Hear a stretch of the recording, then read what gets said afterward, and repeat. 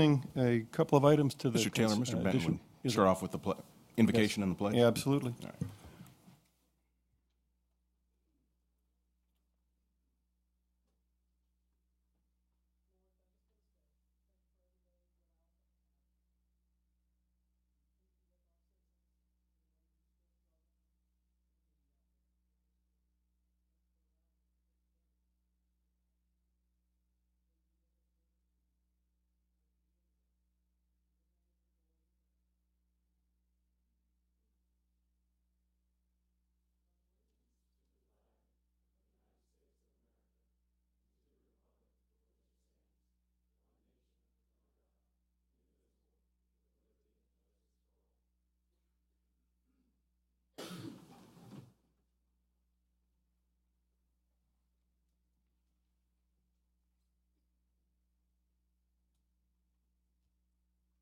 Now we're there.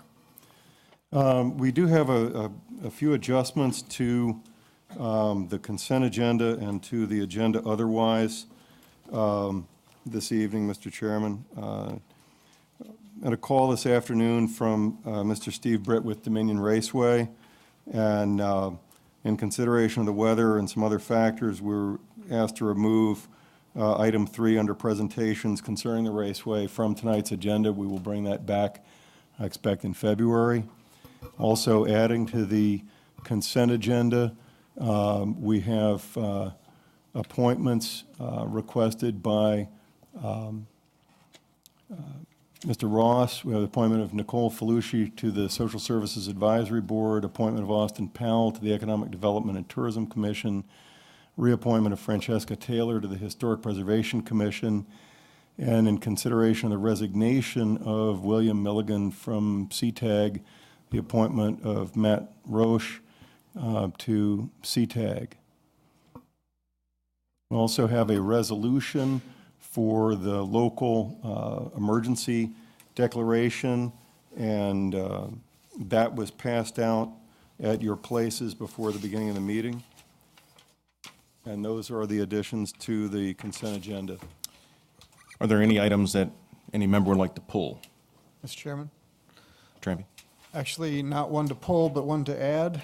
I wanted to add the appointment of Daniel Derrico to the Board of Building Code Appeals.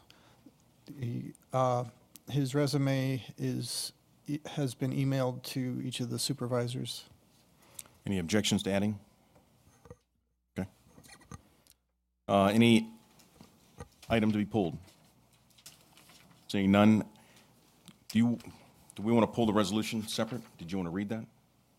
Or is it? No, there's no need to, Okay. Mr. Chairman. All right, do I have a motion to approve the consent agenda? Motion approved. And call the question.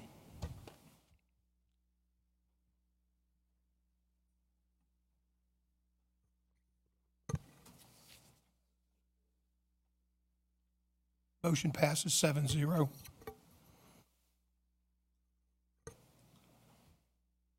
Thank you, Mr. Chairman. Next are public presentations. Amy, do we have anyone signed up? Yes, sir. Aaron Sherwood is signed up to speak.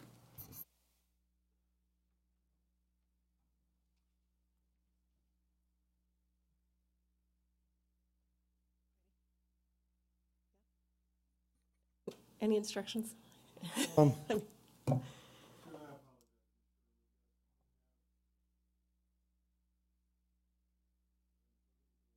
Struggling for the lack of that sheet, but yes, public presentation time is your time, citizens' time to address comments to the board. It is not a dialogue. Do not anticipate responses. Please come to the podium when your name is called. If multiple people wish to speak, please queue behind the podium in the interest of the board's time. You will have 3 minutes if you're speaking in your individual capacity, 5 minutes if you're speaking on behalf of a group. Thank you. My name is Erin Sherwood. I live at 7109 Hillwood Court in the Livingston District.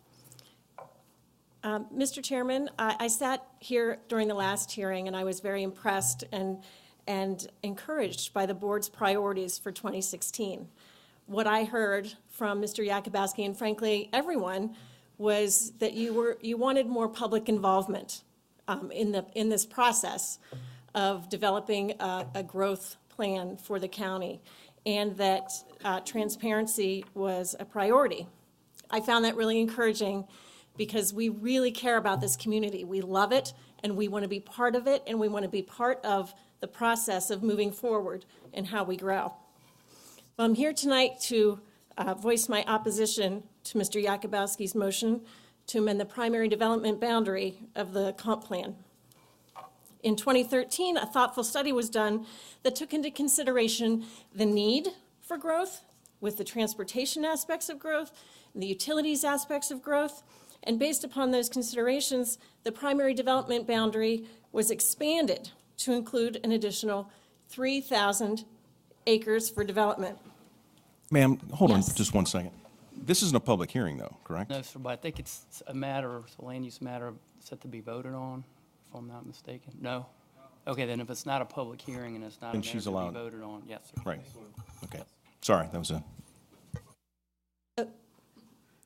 Okay, my time's ticking.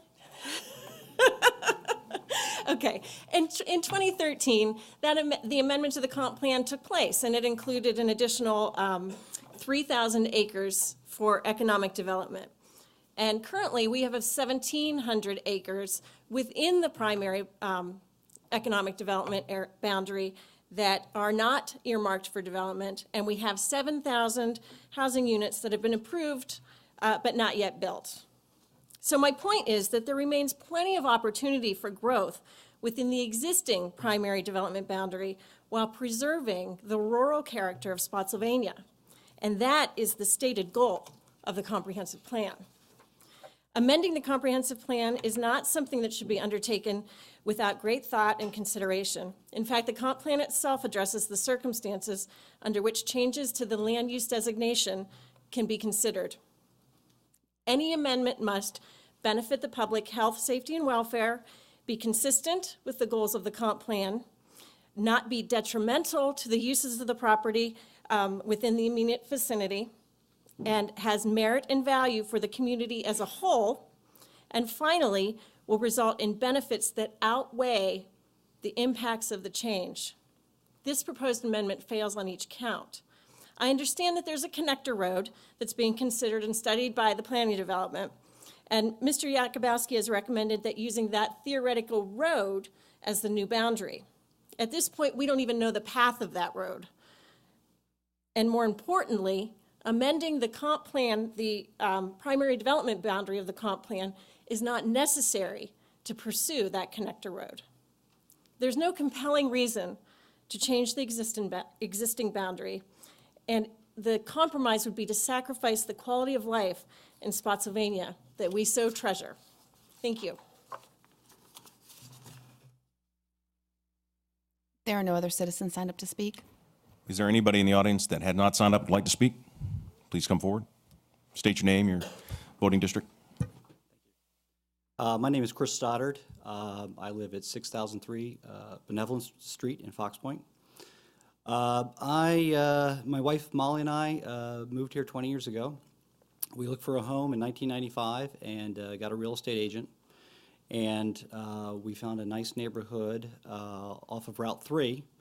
And our real estate agent told us, if you move to Route 3, your commute will have 20 minutes added onto it. And so I got a little nervous and wrote the county, didn't have internet at the time, wrote the county and got the comprehensive plan and took a look at that. And my wife and I made a decision to move to Fox Point. And we live on Route 208, and in the last 20 years, Route 208 has not become Route 3. And I applaud you for making sure that didn't happen. Now, 208 has problems, but I have faith in my county supervisors and my planning board, that you guys will fix those problems. But the reason I have the faith is that we have a comprehensive plan. And that comprehensive plan being an agreement between the county and the citizens of Spotsylvania, that you all will take your time and make wise amendments, changes to the plan, and we will plan our life based on those plans. I do not favor this change to the comprehensive plan. We all know that sometimes changes are required with the plan. Changes to the plan are required. But it has to benefit the county and the citizens of Spotsylvania. And this change does neither. Thank you very much. Anyone else like to speak?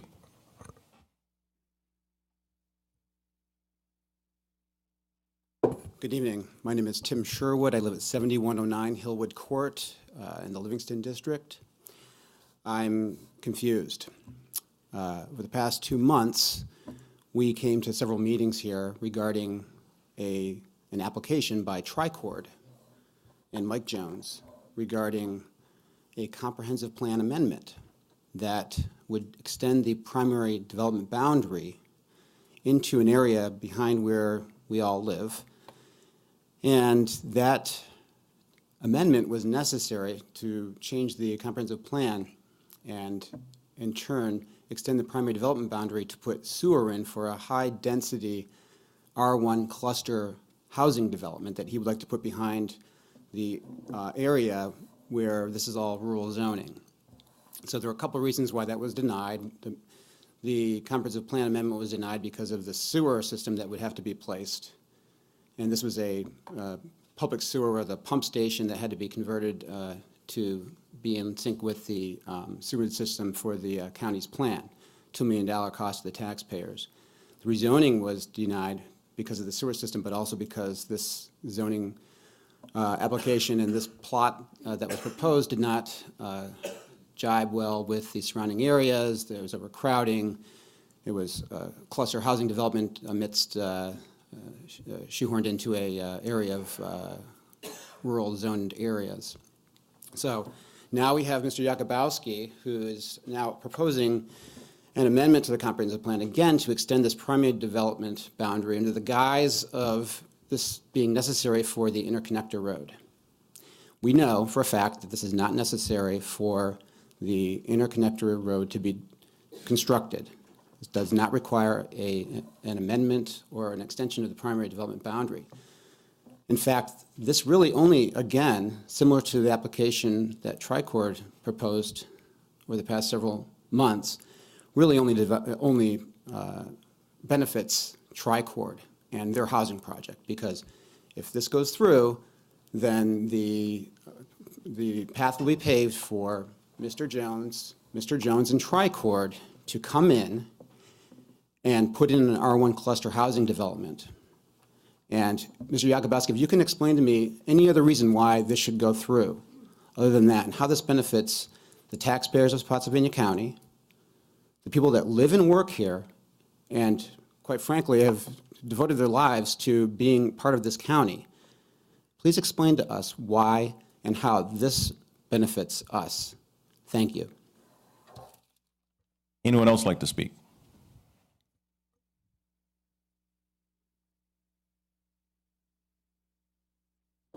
Well, good evening. My name is Patrick Freemyers. I live at 6900 Nob Hill Court in the Livingston District.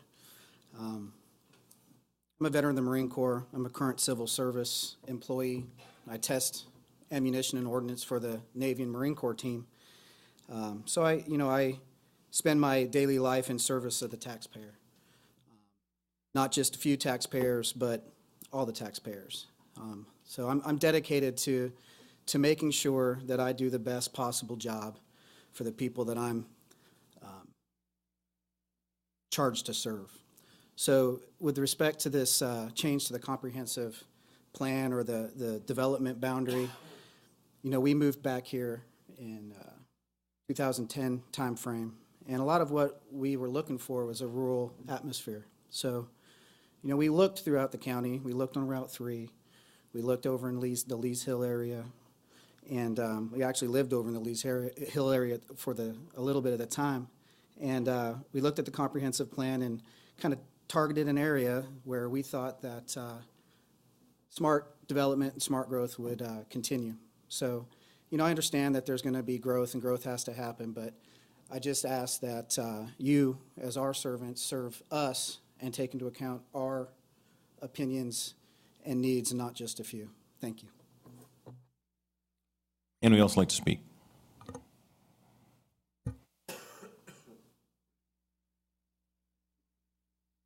Hi, good evening. My name's James Sprinkle, 7215 Bloomsbury Lane, and we have been through a lot of public hearings recently about a minor change in the comprehensive plan and the primary development area. Without going into the mechanics of that, I'll give you my background. Having grown up in Southside, Virginia, lived in the Tidewater area, have been in this area for about 20 years, and it's just plain heartbreaking to see thoughtless development and planning go through. We're right on the verge of housing outreaching the ability of the roads to handle it. Houses and commercial properties built beyond the promise that they had in the first place. And you go from here north, you go from DC out to Leesburg, and it's tragic. We love living in Spotsylvania County, and we live here. You come out here towards Courthouse area, the National Park, our neighborhoods out here, trees, land, open areas. There's so much character here. It's beautiful. We love it. And planning is inevitable. The county has been prosperous and successful, and all of us have shared in that. Since I've come here, employment opportunities have increased. We've been semi-recession proof. We've been very successful. We need to be careful with that success. And I'm asking you to think of keeping development around primary transportation corridors, great success with a new VRE station, housing naturally coming and planned along 95 and Route 1 in those areas. This is the interior of the county and has a lot of character. Please be very careful in your consideration of plans such as these. It was 2 years ago this comprehensive plan was created. And so also ask yourself the genesis of this proposal. And sometimes when these things happen, I understand the county does business, the developers do business. Sometimes these things are presented as if we're making progress, we're moving down the road. It's almost inevitable. Stop and ask yourself why this is being asked, why it's necessary. Is there any demand for it, any need at this point? Development will happen in the next 20 years, next 25 years, but it's in our hands to keep this place beautiful and open and in character. We're going to lose it if we just pound a bunch of houses and visit our northern neighbors. Thank you for listening. Have a good evening. Anyone else like to speak? Seeing none, Mr. Taylor? Thank you, Mr. Chairman. Next up is the vote for R15-0002, Massaponax Church LLC and Plantation Forest LLC. It's in the Berkeley District. Thank you, Mr. Chairman. At your last meeting, you continued the vote for this item to allow the applicant additional time to revise the GDP and the proffers to address concerns that were related to the, or that were brought up at the public hearing back in December. Primarily those concerns related to the interparcel connection with Plantation Forest, and there was also a request for some additional fencing. In your packet, you have a revised GDP that does show additional fencing along the existing Plantation Forest lots on Stanley Court and the proposed lots, and also included as an additional proffer for the traffic calming measures. Essentially, the applicant has committed to prepare and submit to VDOT a traffic calming measures analysis on Plantation Forest Drive at 70% build out of the development. Should that warrant any control measures, that could include anything from speed bumps to stop signs, then they would install those up to $50,000. VDOT did take a look at that language, and they agreed that the amount of $50,000 was sufficient should something be warranted, and Before you tonight, I did hand out a red line of that proffer statement. That just included a very technical change to address county attorney comments. That proffer statement is dated January 26, 2016. The applicant and his representative are here if you have any questions, and I'm happy to answer any questions. Do we have any questions from the board? Mr. Benton? No, they're just offering $50,000 just for the study for traffic calming. They would Not- complete the study, and then if any control measures were warranted from the study, they would install those at a cost up to $50,000. Okay. 50,000 just doesn't seem like much to me. Depending on when you're looking at the whole length of plantation forest. Well, VDOT did look at that. They estimated should speed humps, for example, be warranted, that $50,000 would cover that for the length of Plantation Forest Drive. Okay, thank you. Yes, sir. Any other questions? And I actually have one for the applicant. Based on the discussions that went on the last meeting, there were some questions about the interparcel connectors. Were there any changes made, or what occurred? Because I know the public can't see all of that. Mr. Chairman and other members of the Board of Supervisors, my name is Charlie Payne with law firm Herschel Fleischer, and we represent the applicant. Happy New Year to you all. We did have extensive discussions both with our engineering team and with staff and with VDOT in regards to whether we could feasibly disconnect, if you will, our development to Plantation Forest Drive.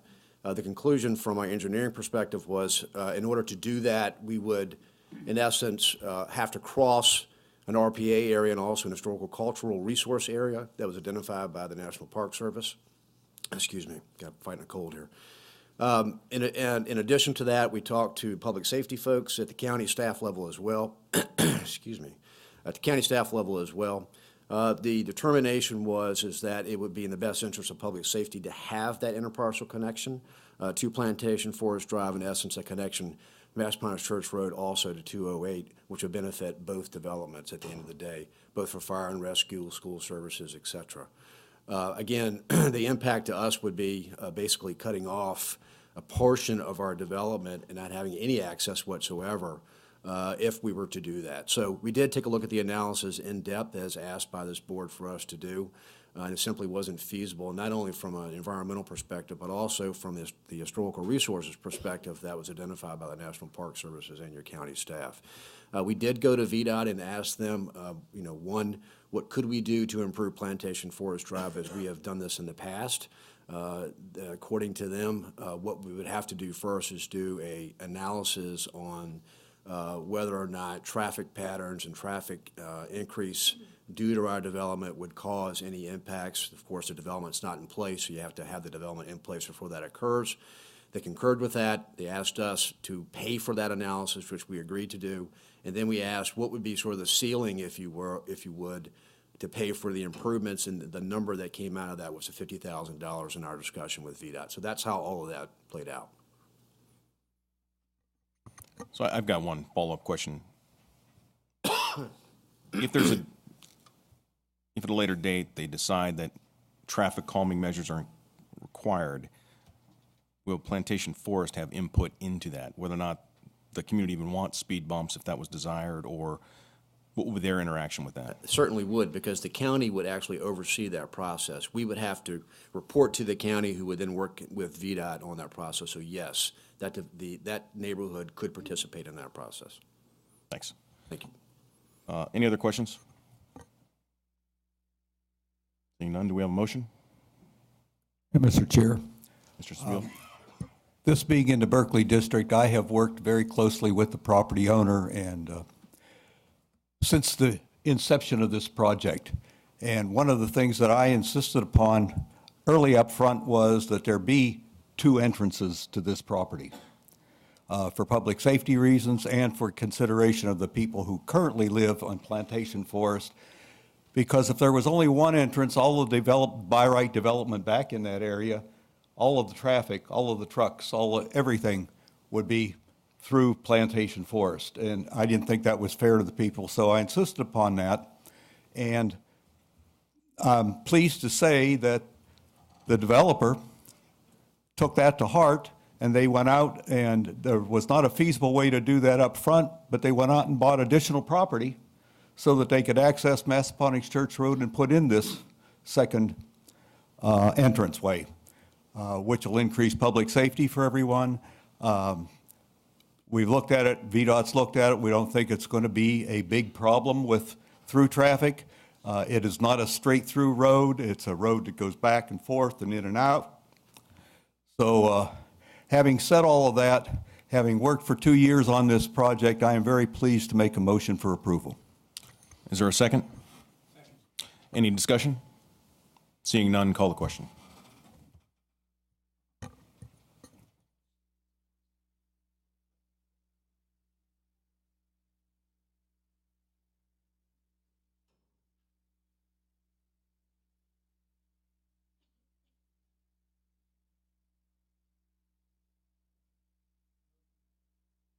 The motion passes 5-2 with Mr. Trampy and Mr.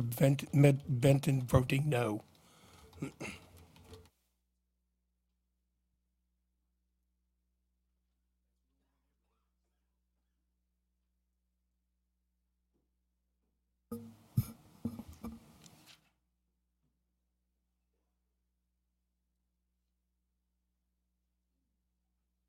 Next item, Mr. Chair, is a presentation on proposal to expand the primary development boundary in the Livingston District.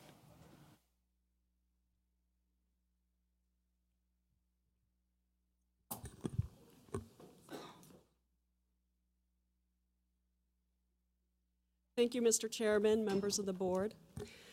This is a follow-up to a proposal that was raised by Supervisor Yakubowski at the last board meeting. He requested that the board initiate a comprehensive plan amendment to consider expanding the primary development boundary between Courthouse Road and Gordon Road to the west of Smith Station Road. Staff was directed to bring back to this board meeting some additional information on that proposal, so that's why we're here this evening. Just to step back and define the primary development boundary. The boundary is established as the county's comprehensive plan. It defines the county's growth area. The primary development boundary carries forward into the county's water and sewer master plan and is used by the Utilities Department to develop its master plan for providing the capital infrastructure needed to sewer and water that area of the county.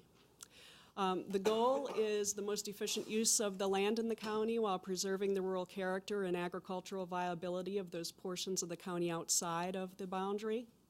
It's not a permanent boundary. The comprehensive plan itself is a guide.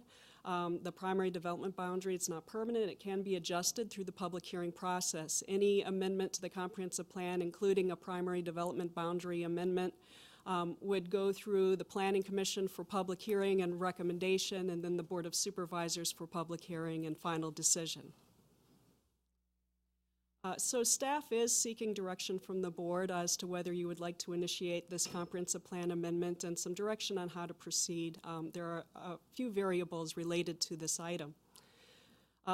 There is a roadway that is also proposed that passes through this area. The Board of Supervisors authorized staff to proceed with studies associated with an extension to the Spotsylvania Parkway from where it terminates now, crossing over to the west of Smith Station Road, crossing over Courthouse Road, and connecting to Gordon Road.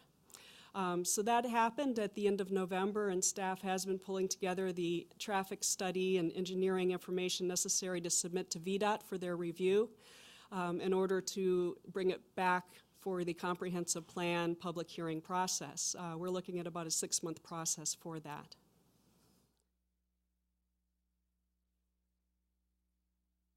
Jacob is going to talk a little bit about our existing primary development boundary and some recent expansions to it. Good evening. The area in orange highlighted here is just an overview look at the primary development boundary as it stands currently. With the exception of 2 satellite areas that we have, the courthouse area being one of them, As you can see, I'm kind of circling here, adjacent to the National Park Service, as well as a small project-specific area just to the north of Route 3. The major landmass of the primary development boundary is all contiguous to one another. I did a calculation recently just to give a little bit of background on this land area. The mapping system primary development area is approximately 72 square miles in size, or 46,080 acres. In comparison, the county land area, as advertised on the website, is 407 square miles. So the primary development area within the county is roughly 18% of the county's total land area. This is as the primary development boundary exists today in the 2013 comprehensive plan. Prior to this, it was slightly smaller by roughly 3,000 acres. And the two graphics in this slide show the major expansions that had occurred as part of the 2013 update. The first area up top here, extending from the Andorra Drive area along Route 3 Plank Road to McLaws, and then south down through Saw Hill Boulevard area and to Tarpon Road, was one of the largest expansions that we had, is approximately 1,700 acres in size.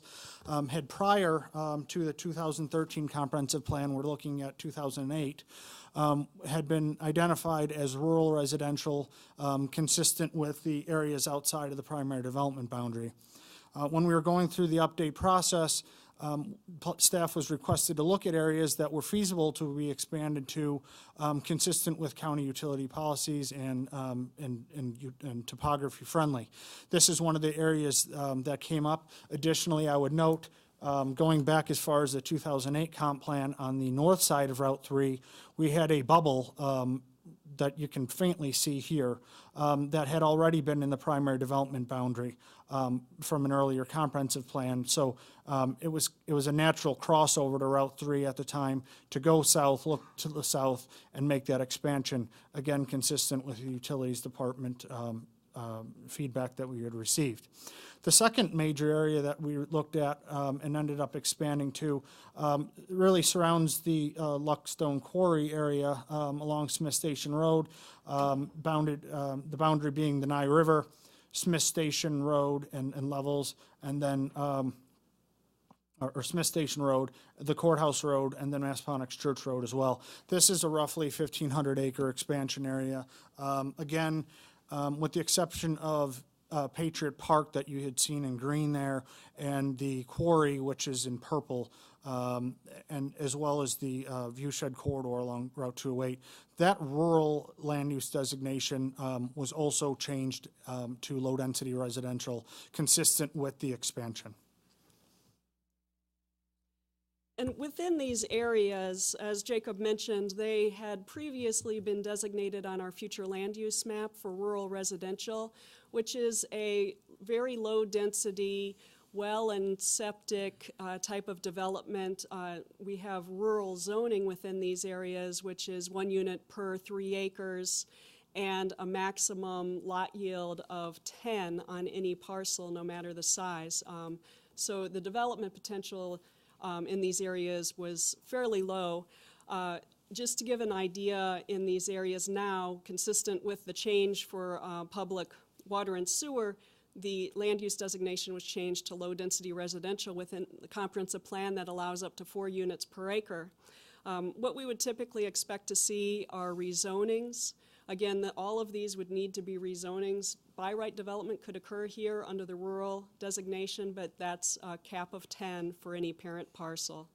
A rezoning that would come through would most likely be for a residential 1 cluster, a residential 2 cluster, or perhaps planned development housing, which could get you to that 4 units per acre.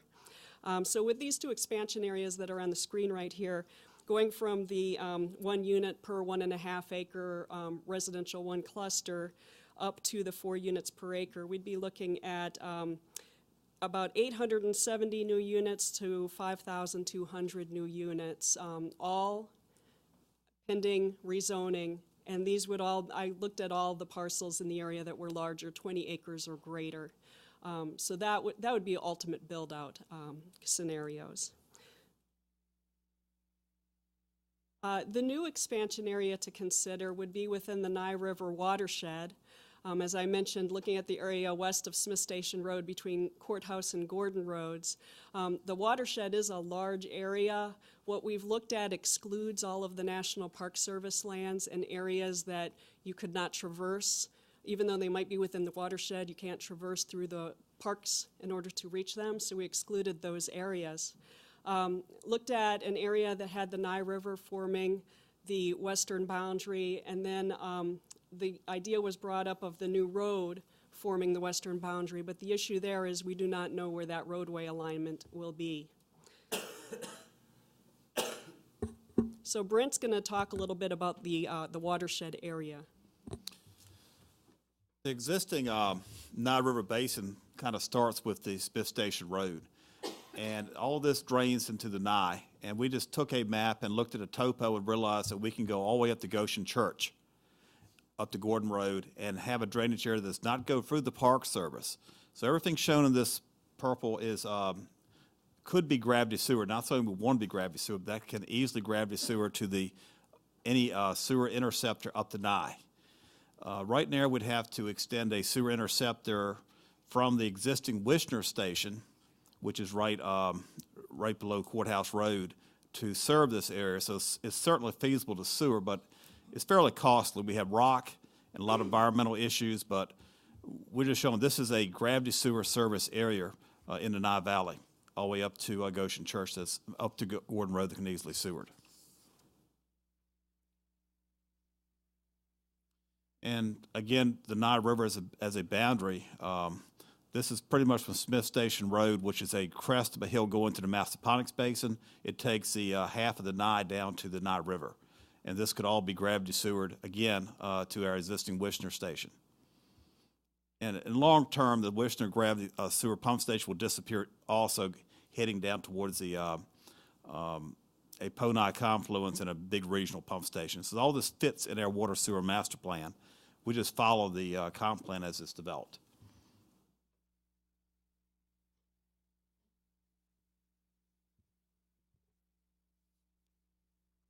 So the areas that include the larger area within the basin, this is 3,335 acres.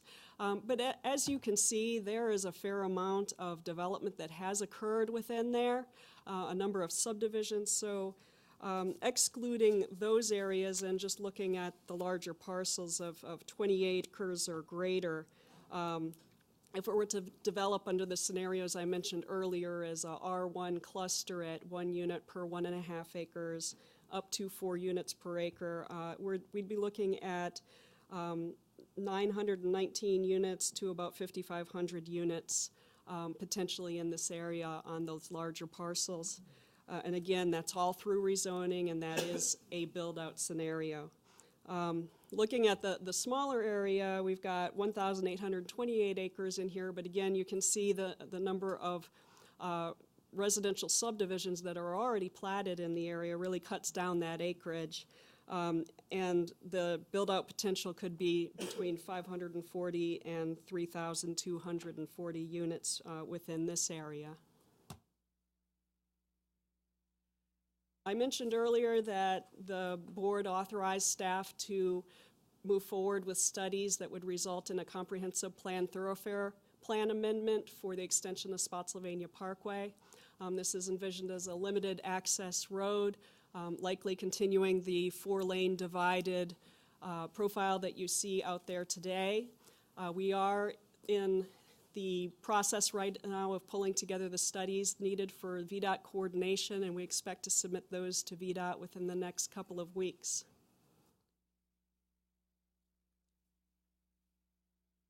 The thoroughfare plan amendment and any expansion to the primary development boundary really are independent of one another. We're moving forward with that thoroughfare plan amendment. What staff is concerned about is that if the primary development boundary is expanded prior to the alignment of that road being determined, it could end up, any development approved along there could end up affecting the ultimate alignment of the road, perhaps resulting in a more costly road. And we'd also lose the ability to negotiate with developers as they come through the rezoning process in order to acquire the necessary right-of-way and/or constructions of portions of the road. The area does include some critical resource areas, some wetland areas. There's the potential for historic resources in that area. So right now, staff is concerned that without an alignment of the road, a firm alignment of the road, right now we have a line on the map, a concept, but there's no engineering that it's based on. So staff is concerned that any expansion of the primary development boundary should follow that road alignment being established. With that, staff concludes the presentation and we're available for any questions. I just wanted to show you here, we do have the graphic that was shown in November of a potential alignment for the roadway. And the roadway actually was part of what was proposed as the outer connector. This was in the 2002 comprehensive plan. So you can see there's some differences here where it would cross closer to Bloomsbury at 208 here, versus when it was the outer connector, it was proposed to cross closer to the Nye. And then we do have some development that has occurred up here that would be in the way of this alignment. So I just wanted to show that there are a number of different alternatives that might occur in determining this roadway alignment as it moves through here. Any comments from the board? Questions? Mr. Yakubowski? Thank you. Sorry about that. Thank you, Wanda, and everybody for the presentation. First of all, just to let the public know that this is not a vote on a comp plan amendment. This is simply to ask staff to start the process to see if it is the wise thing to do, and if so, what it would look like. I think that staff has noted that the comp plan has been amended and moved the boundaries. I do remember back in 2013, the Chancellorsville battle that went on with the town of Chancellorsville out there. One of the big arguments was that the primary settlement district boundary did not go beyond Andorra Drive, and now we see that it does. So the idea that the comp plan never gets amended or that lines never move, simply, it does happen. On Smith Station Road is another great example of how Smith Station Road used to be the southern boundary along that portion. And during my time on the board, there was the CVS that was in that corner commercial that was put in that was outside the PSD, that was done anyway. And then there was a residential area that was done with a comp plan amendment, basically just scooting the line a little bit to allow that. The genesis of this whole project really comes from the fact that the county taxpayers were proffered back in 2002 during the Lees Park development a 4-lane road known as the Spotsylvania Parkway, which is and was designed or should have been designed as a 55-mile-an-hour outer connector road. The way that that road was developed with jumpable curbs and trees in the median, VDOT had asked for that to be a 45-mile-an-hour road. But regardless of the speed limit, the county taxpayers did pay for it because that was a proffer that was done in exchange for Lees Park being built. So now we have this $30 million, roughly, parkway that sits in between Route 1, which at the time was just 4 lanes, with no commercial down that way, and Smith Station, Lovells Road, Massaponax Church Road, down a little bit to the left there. Everything's sort of clustered right there. So it was, the way that it ends, from a transportation standpoint, makes no sense. It obviously is meant to continue on. And we did do that up and over 95 past the hospital and out to 17. So we do have that portion of the connection that is done. In my opinion, what this comes down to is good planning. We can, like I had pointed out, willy-nilly expand the PSD here and there, The PSD extensions in 2008 and 13 came with no road improvements whatsoever for those areas, and yet could provide 5,000 or so new homes at the high end. With a PSD, or I'm sorry, a comp plan expansion of the PSD, the zoning does not change. It simply means that we are looking ahead, that if this road were to come through, and for me it is a priority, because eventually that road would then connect out to Route 3, and then you would have our inner beltway, which is desperately needed. And I would propose that we do this before the entire area is built up, and then our costs just skyrocket. A great example of that is the Route 1 and Harrison Road intersection that is currently under construction and being improved. For that improvement, it's around $22 million, and well more than half of that is by right cost, or I'm sorry, purchase cost to get the land. So the thought behind this was to put the road on the map in the thoroughfare part of the comp plan. And then in addition to that was to look and see and ask staff and the Planning Commission, would it be a wise move to then include that area there in the primary settlement district? We have a natural boundary to the south, which is the Nye River, and then also the Park Services down there. So this is not opening up expansion of development down into the county. You're kind of bound where you can go with that. So the other thing that this would do too with the road improvement is Smith Station Road was part of the 2005 bond referendum. And when we came back to take a look at how much that would actually cost, I do believe the cost was about $65 million just to improve Smith Station Road. The other part that it will help is Smith Station, and that's Smith Station on the north side of 208 or the west side of 208. 208 on the south side, down by Cortland and heading down past Fox Point to the quarry, there is an improvement coming to the intersection there, which is, in my opinion, just a Band-Aid fix and will help traffic, but is not the long-term fix that we're looking for. So the idea of moving traffic away from that intersection, getting through traffic that needs to go from one part of the county to the other is important. The other part of that, too, is getting folks that live out in the western part of the county an easier way to access the commercial corridor that the county has. I mean, remember 12 years ago, we didn't have a Lowe's, a Walmart, a Target, a Kohl's. We had nothing. If you had to shop, you had to go to Central Park, and those were tax dollars that were flowing into the city. And I know the city sure appreciated it, but the county was losing out.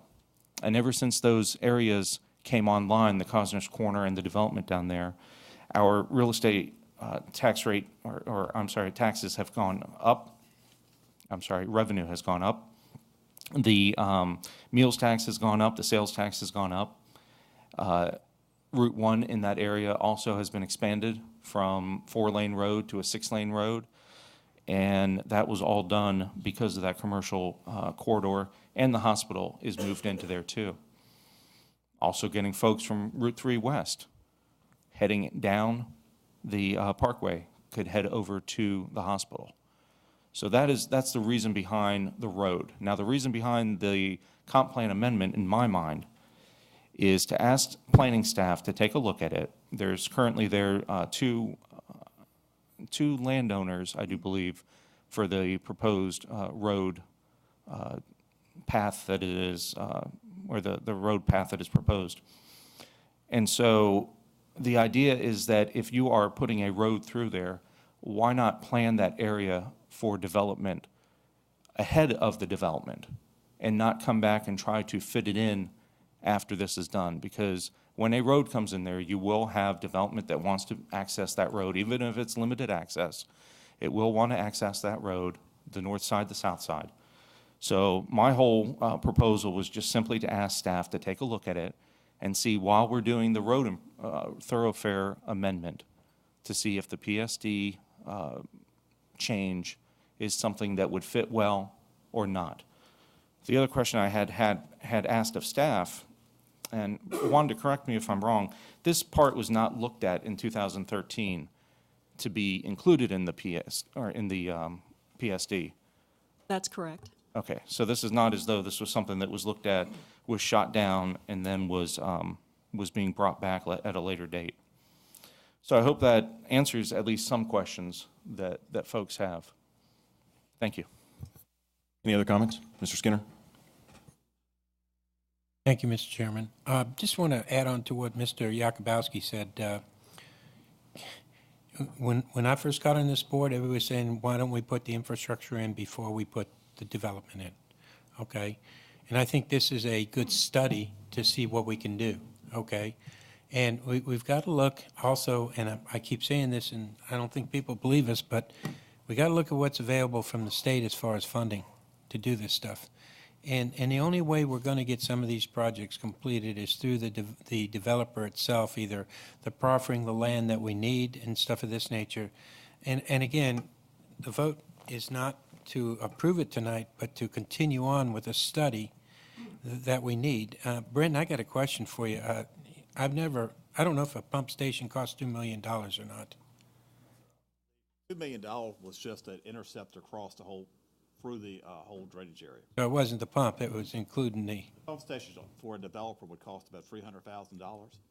And what essentially... And the developer will pay for that, correct? The developer will pay for that. And what we've done in the past, as you open up an area and developers put individual pump stations in, we generally connect the dots later on and take them offline. And what I was saying, the cost for a interceptor under 208 along Nye River to collect that drainage area that we're opening up would be about $2 million. That was a little cost because it is rock in the area and there are a lot of environmental concerns. Okay, so Brent, also, when do you connect the dots? I mean, I think we need to know when somebody says it's going to cost $2,000 to connect the dots. So here's the developer putting in these pump stations. At what time during the construction, what time during the development of all this area that we actually are put those pumps in and we connect them at the time they're put in, or do we see when we need to connect them in to do that? In the past, we've done this. Once we got a large number of pump stations, just through the Massaponax Basin, every time a developer would come in or we'd have a chance to take one offline for a project, we would pay to connect all the drainage areas and take the pump stations offline. The concern here was that we're starting with one pump station up the drainage area instead of near anything that we had for sewer, and that would eventually be building sewer with road projects, with other developers to take these offline. So I just want to show that we did not have anything in our existing CIP to pay for any of that. Another way to approach this would be to develop from the bottom up and let developers develop the sewer lines as they go. And I'm certainly not saying we put $2 million in our CIP to pay for this. The smart way would be to carry each project forward up the drainage basin and let those projects extend the sewer line. What we do a lot of times there is cost share those. If we've got a developer needs an 8-inch line, I need a 10-inch or 16-inch line to do the whole drainage area, we pay a difference in cost. So what we need here is, we followed the comprehensive plan with a water sewer master plan. And I just gave a cost for building an interceptor up to take this next project. And so over a period of time, it would cost us $2 million, basically? Build the interceptor up to the proposed project that was for the past rezoning, yes, it would cost about that. But it would be done over a period of time with developers. If I get lucky, we'll have a road project. We'll go right beside that. Correct. It just depends right. What we have. We watch for opportunities to cut the cost and to share the cost with development. Okay. So I just wanted to say, if we did it all by ourselves, it might be $2 million. But what we're saying is we can share that cost with the developer in a form of proffers or stuff of that nature. As they build out, we will share with them.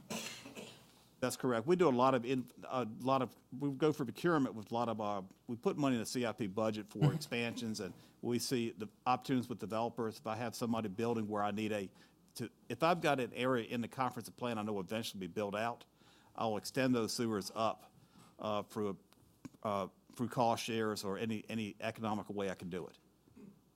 Thanks, you appreciate that. The other thing I wanted to bring out too is the comprehensive plan, as we know, it is also a living document. As we've displayed today, there's been changed a couple times as we've seen the need.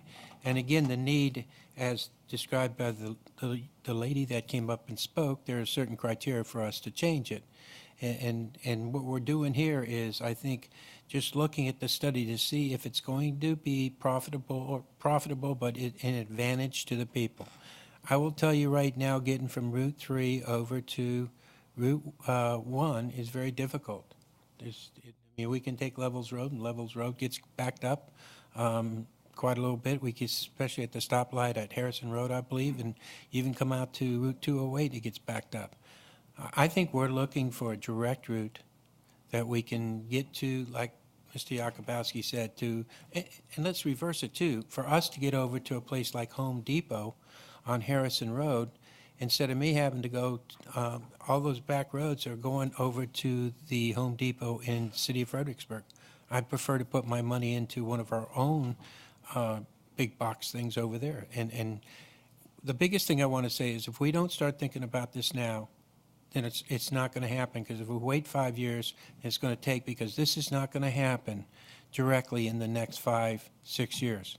This, I would say would be planned out in maybe 10 years that we could start seeing this thing start come together.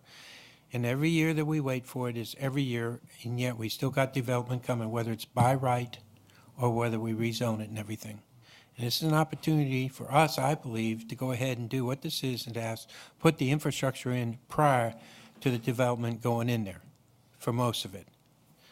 So, and again, I just don't, I wish I knew where we could get the money to do this on our own without, we can raise taxes, and I know nobody on this board wants to raise taxes and have the citizens pay for it. And if we take a look at the 6-year plan, I don't think the state has anything planned for us down here. I mean, very much of it. It's spread out throughout, probably Northern Virginia and down in the Norfolk area. So I think it's a smart study to at least go through with this and to see where we can, where the road would actually be aligned, so that when development does come in here, we can ask maybe to proffer that land instead of us trying to purchase it. Because if people know that there's going to be a road through there, that price is going to go up, more development is going to go up. So right now, I think it's a smart move for the study to go on. Thank you, Mr. Chairman. Mr. Ross? So with this road, I'm a fan of it. It looks like it's a great place to come and connect the Spotsylvania Parkway out to Gordon Road. But you mentioned, and so I know that that's what Mr. Yakubowski and Mr. Skinner have both said, but we have a study ongoing about that road that you mentioned, which is, it was one of my questions you answered in your brief. It's independent and doesn't have anything to do with changing the primary development area. Correct? That's correct. The board authorized staff to move forward with the necessary studies to submit to VDOT for their review in order to proceed with a comprehensive plan amendment. There's no need to amend the comprehensive plan to build that road. That's correct. Okay. And in terms of the primary development boundary, yes. When are you coming back? What's the plan or the project date to come back with that alignment on the road that's independent of the primary development area or not? We're pulling together the background documentation to submit to VDOT, and we hope to have that submitted within the next couple of weeks. So early February, submit that to VDOT. It'll go through their review. So I had projected from the end of November a 6-month process to get this to public hearing. The one point I do want to make, though, is that those studies will not result in an alignment. There has to be a separate environmental study, engineering study, in order to determine the potential locations. So the study that is happening at a staff level right now will end up with support for the road in terms of the road will carry this much traffic, it will relieve other roads, that type of analysis, but it will not result in a specific recommended alignment. Is that a NEPA, the National Environmental Protection Act study? It would actually include NEPA as well as, there are wetlands through this area. And how long normally those take a year at least to do? Yes, yes. So we're looking 1.5 years before we can get an alignment. Yes.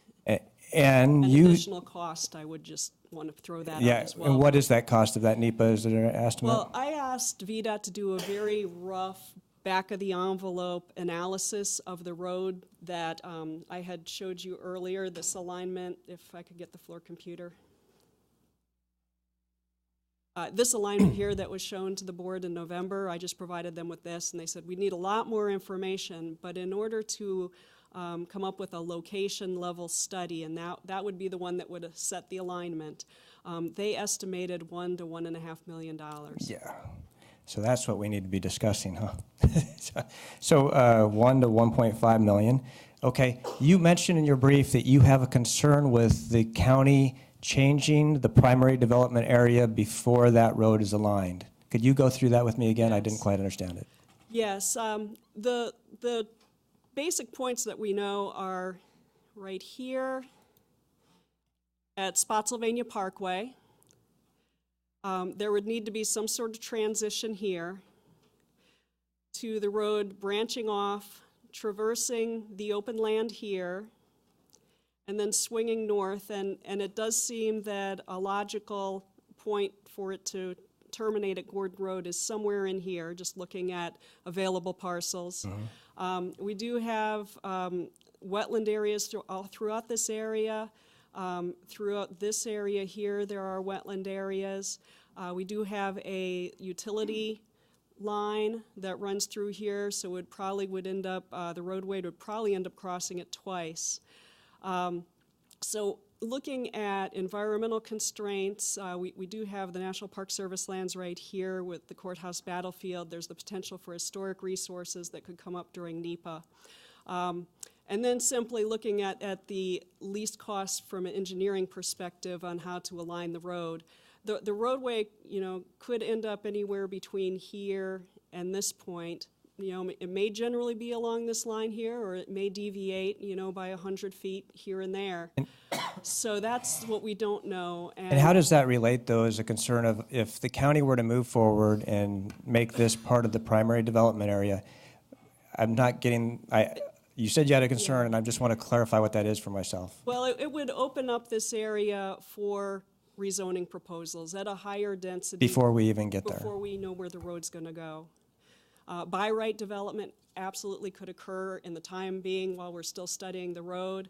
But at least at that point, we're looking at fewer homes being able to be built in the area. Gotcha. If you could quickly go to slide 7 and 8 again.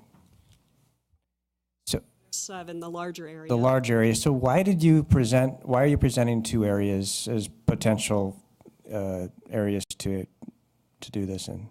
Well, we wanted to present what could be achieved. This is the watershed area between Courthouse and Gordon, excluding that area that's constrained by the Park Service. So this is the ultimate area that could be sewered. So I had a question when this happened on the north side of Route 3 in the Cortland District 2. What is the benefit of expanding into an area that's already built out, such as Stewart Crossing or West Ridge or Bloomsbury? Because they're already built out, they're already on well and septic, I take it, or? Failing drain fields, being able to address those would be one, but let me. That's kind of good and bad. If we do have extreme number of failed drain fields, then we'd be looking at going in and rebuilding some buildings and sewer lines that were never built before. Sure. The negative side of that is you're going into an existing subdivision and putting very expensive infrastructure in that doesn't really follow the topography like it should. So it does allow to take care of some problems, but the problems be very far apart. And I bet these are relatively newer areas than the area north on Route 3 that we were looking at. Are we seeing a lot of failed septic tanks and drain fields in this area? Very few. Uh-huh. And they're isolated. In fact, it's only heard of 1 or 2 in this area. Okay, and the next slide, and none of this area right now, it's the yellow area at the south end of this slide that's primary development area? There's nothing on this slide right now that currently is that correct? Bottom, go to write that here. Or all the yellow to the right? I gotcha. The bottom area is the whole courthouse development area. Okay. And that goes all the way down to the Wishner subdivision, Plantation Forest, and that pump station we have right there picks up everything from the courthouse to there. Okay. And slide 8 is a smaller area, and why just look at this smaller area?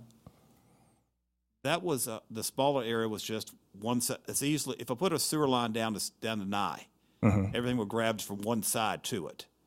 It's just a logical stopping point, and it stays away from the Park Service side. I gotcha. And of course, it depends on what kind of money we get, what type of funding we have to build the road or sewer lines. If we get into federal any grant money, then we have to do NEPA studies, and it gets real dicey when we get into wetlands and to the Park Service area, the battlefields. Okay. Hey, thank you. Here, Mr. Sabula. Yeah, Wanda, it appears to me that we've got certainly two separate issues here. One of them is the proposed alignment of the road, and the other being expansion of the building district. The alignment of the road, and correct me if I'm wrong, this is necessary for the state to recognize that we even want to do something. We need to come up with a plan, identify it, put a name on it, and say, hey, state, this is what we're doing, this is what we're looking at. You need to put us in your program for available funding at a future date. That's right. The first step would be to put it within the county's thoroughfare plan. And then from there, we'd look to get it on FAMPO's constrained long-range plan, get it in the 6-year plan, start to allocate money to it. Right. So the first step is that thoroughfare plan, comprehensive plan amendment. And then once we do that, then to complete this project, we need money. Correct. And I'm being very basic here, but in order to get that money, there's a couple of ways we can do that. We can pull it off the taxpayers' back. We can get it from the state, wait and try and get it from the state, or we could get it through proffers. And once we have an alignment of the road, and we expand our area, then we could look at rezonings and get proffers to help pay for that road. That's true. And it just makes all the sense in the world to me. We've got to plan for the future, and we can't wait till the future to plan for the future. We've got to plan for the future now, and I think both of these issues are good planning on the part of the state, and I'd like to see staff move forward with this. Thank you. Mr. Ross? I have a hard time believing proffers could fund that road, because the way the proffers come in only when the home is built, is that really a legitimate answer or solution? I think proffers could fund portions of the road. Right-of-way could be dedicated, and perhaps in some of the larger parcels, there are some larger parcels. Oh, this map's not up right now, but there are some larger parcels with a fairly long stretch of where the road would go through. Perhaps those could be built as part of the development. I just, from my experience on this board and seeing how proffers come in, and my understanding is what proffers Spotsylvania's collected in total over the history of us having proffers is around $11 million. And about what I looked up online a couple months ago in 12 and 13 was like $1.4 million a year.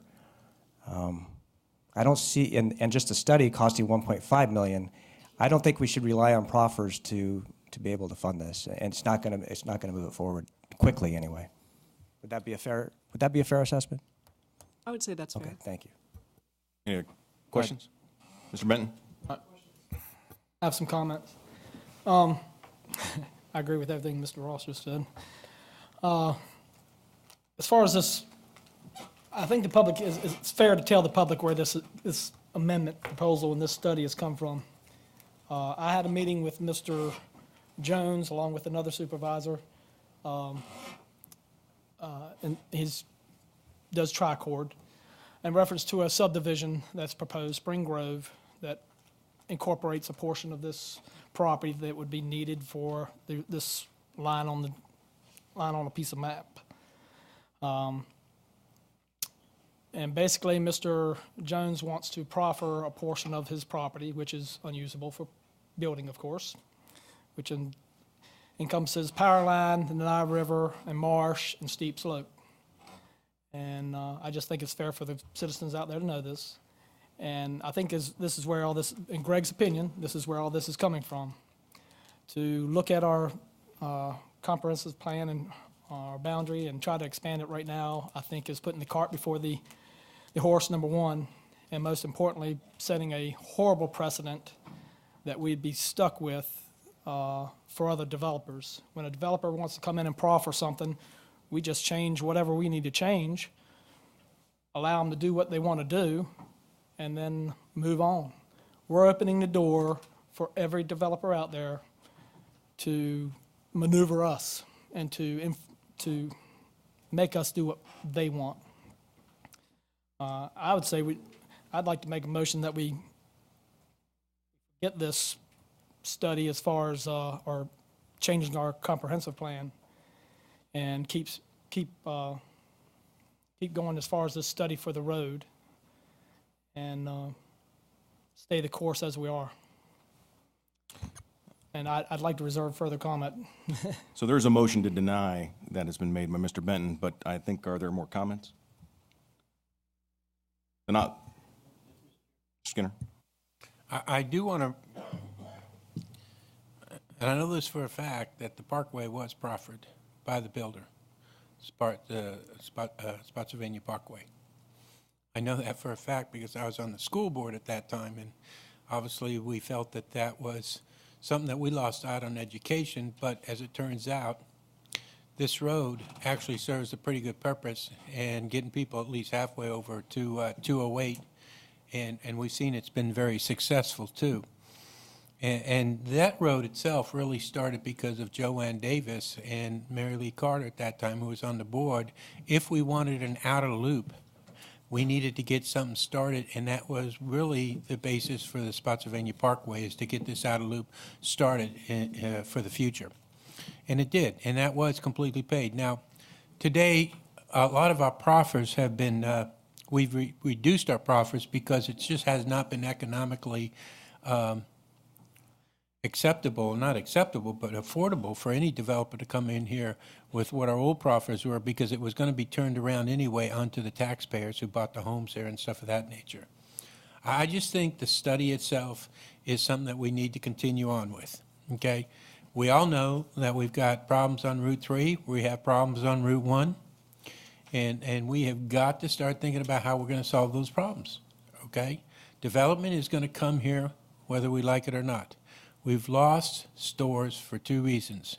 We've lost it because you can do a lot of shopping on the internet now today with free delivery. Staples is one that's closed a lot of stores because of that, okay? And I don't want to lose any other stores. And the only way stores are going to be and overcome the internet is to have development around the area to serve those empty stores that we have. And we need to be able to service both the west side of Spotsylvania County, or I should say, really in this case, the north side and the south side, with some type of infrastructure. And we need to plan for it today, and we need to go forward with this study. So, thank you very much. Juan, I got a couple of questions for you. When is the next planned rewrite of the comp plan? The state code requires that we review the plan every 5 years and make updates as needed. The 2013 update was a pretty extensive update. Right. So at this point in time, we're envisioning the next update in 2.5 years. Right, but that's a formal process with committees and committees, yes. To be a more minor update. So, and this goes back to some of the costs associated with just extending the primary development boundary. I know we talked $2 million. Is that the worst case that it could cost us in sewage, in running water and sewer lines for those areas? If you went to the largest area, would that be the worst case scenario we would see? That'd be worst case. $2 million? Okay. And a portion of that potentially would be picked up by the developers, and some would be picked up by the new users, but that's years in the making, right? Right. Any idea what the road's going to cost? I mean, we've talked, it's not a bad idea, don't get me wrong, but do we have any idea what a 4-lane, 55-mile road's going to cost us? Well, VDOT very kindly, again, gave me a very, very rough back-of-the-envelope estimate based on that line on the map. And they estimated $90 million. So, I absolutely want to emphasize Right. this is very, very rough. but I mean, it's important to know the fact as we go into this, because I mean, I think everybody tends to support the road. I don't think but there's a lot more associated with that, and $90 million and all the effort that goes with it.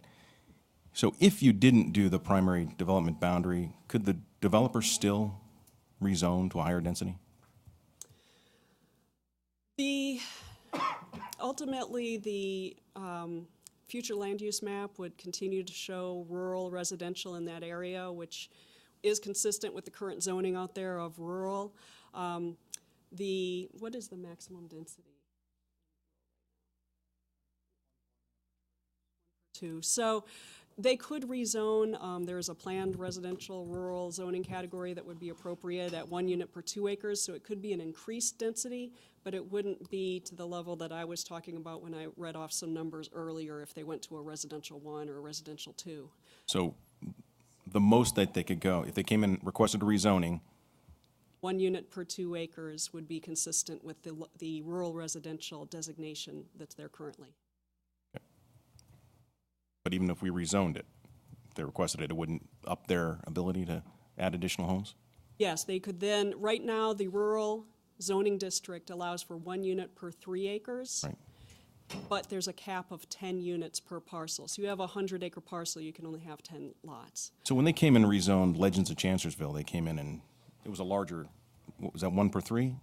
That What was, they did? I don't remember offhand what the exact number was, but they went for that planned rural residential with a maximum of 1 unit per 2 acres. So you definitely, you could achieve a lot more units by going through a rezoning, but not to the level as if it were in the primary development boundary and able to hook up to the sewer system. Is it better for, so if you were actually go and expand this boundary, is it better for the developers or better for the county? Well, it would allow for development to occur at a greater density. One of the concerns that staff has is that our primary development boundary at this point in time is not built out. We just expanded it. We do have large parcels in our primary development boundary. So we would recommend pushing out a primary development boundary when you're seeing pressure within your boundary. And I guess kind of the last question for me is, there's no need or hurry to expand this boundary at this point. From the staff's perspective, I think you said no. No. So, and I kind of tend to agree. I'm not sure. I mean, as we look at the road alignment, it may not even work. As you said, it may not be feasible to build it through that area because of the environmental and historical things. So I think that's the first thing you got to look at. And you've already been approved to move forward on that, correct? To at least do Correct. that At the study. end of November, the board Right. authorized So that. Mr. Benton's motion to deny this action, you would still move forward with looking at the road. That's correct. Any other questions? I have Mr. Skinner? So I've been on this board, and will you verify this? I think when VDOT gives an estimate, they're very conservative. Yes. And so, because honestly, what else can they do? I mean, and so I think it's wrong to come out with VDOT saying that it's a $90 million road. I've had estimates of $1 million a mile. Okay, so I don't know how many miles it is from the end of the parkway all the way over to Gordon Road, but I know it's not 90 miles. Do you know how long that road would be? We estimated it somewhere between 3.5 and 3 3/4 miles. Okay, so that case, it would be about 30 million a mile is what their estimate. And I'm only doing this because every time we deal with VDOT and we ask them for a quote, they come up with a very conservative number so that they don't end up finding themselves in a position where they don't have funds to finish the road. I think that's a big concern with anybody. But I think when we come here and we get estimates, we shouldn't, because I think seriously when you say $90 million for a 3.5-mile road, I think we're all in the wrong business. That's a 4-lane, and I've asked people that too before, is that includes 4 lanes. But even if it was $2 million a mile, what I'm saying is we can't do that. Plus, you have not taken into consideration in that $90 million quote is that for land, that's for land purchase and right-of-ways and everything else, correct? Yes, that does include everything from location, engineering, right-of-way, utilities, and then construction. Okay, so if we get, and I don't mean to say we don't get proffers, but we will get proffers, but the point is, there will be developers out there, such as in Lee's Park. They were willing to put the entire road in there as a proffer. As far as what it costs, there's different opinions out there. But I think putting $90 million out there for 3.5 miles is somewhat very, very conservative, and I don't think the public should be. Well, I think it's not that we can't tell them exactly what it's going to be, but I think it's very exaggerated at this time, at that point. And we are going to have to invest.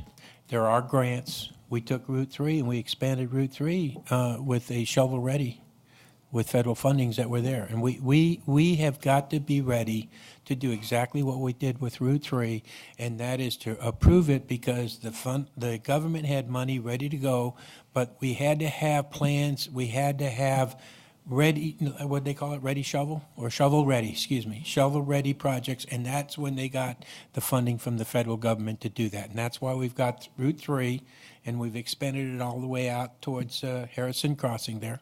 Excuse me, is it Harrison Crossing? Yes, or Home Depot. So, we do have to look at the future here, and I wish that we could give the citizens a more accurate count, but anybody that deals with VDOT, you'll find that. They'll give you an answer, and I won't guarantee it, but I will tell you that I believe that they're 30 to 40% higher than what they do. We have seen even our own engineers in this county, when we built these buildings, when we built the safety building and the justice building and everything, our engineers, we found priced at 30% over what it actually cost us to do it, because we're trying to make sure we have at least the money to complete it. So maybe there's a way that we can start doing a little bit more accurate funding of these projects. I don't know how, but I know you try your best. But you've worked with VDOT, I've worked with VDOT. I'm sure these people have worked with VDOT. It's not fair to do that, just to come up and tell us what it's going to cost and cover it. I think they probably add 25% to whatever their estimate is. Any other comments? Mr. Yakubowski? Thank you. A couple things. Mr. Skinner, this is the problem, is that VDOT has actually said to me that it's $10 million a mile. So 3.5 miles, 35 million. So, I mean, that's a manageable number. Not 90 million is just absolutely ridiculous. Another point that was brought up is that the county has only received 11 million in proffers, and simply not true. The Parkway was done in exchange as a proffer to the county, and that price tag was $29 million roughly, somewhere around 30 million, 27, 29, somewhere in there. So that was given to the county as part of our transportation infrastructure. A point I'd like to make is it's interesting that this portion up here off of Old Plank that goes down and includes Saw Hill and, thank you, that was actually put into the PSD back in 2013. Why? Why was that done? The Planning Commission asked staff to look at areas that could reasonably be expanded. So we worked with the Utilities Department, and the areas, I'll let Brent speak to this to explain his methodology. I mean, we were just asked by the Planning Commission what areas could be easily expanded from utilities perspective on Route 3 for business development and growth. And this lent itself well since we already had the pump station on Lick Run across Route 3, and it completed it abutted some existing subdivisions, and it gave us what we thought was a logical expansion area. The one on off Route 1, the Nye River area, you just had the rezoning for the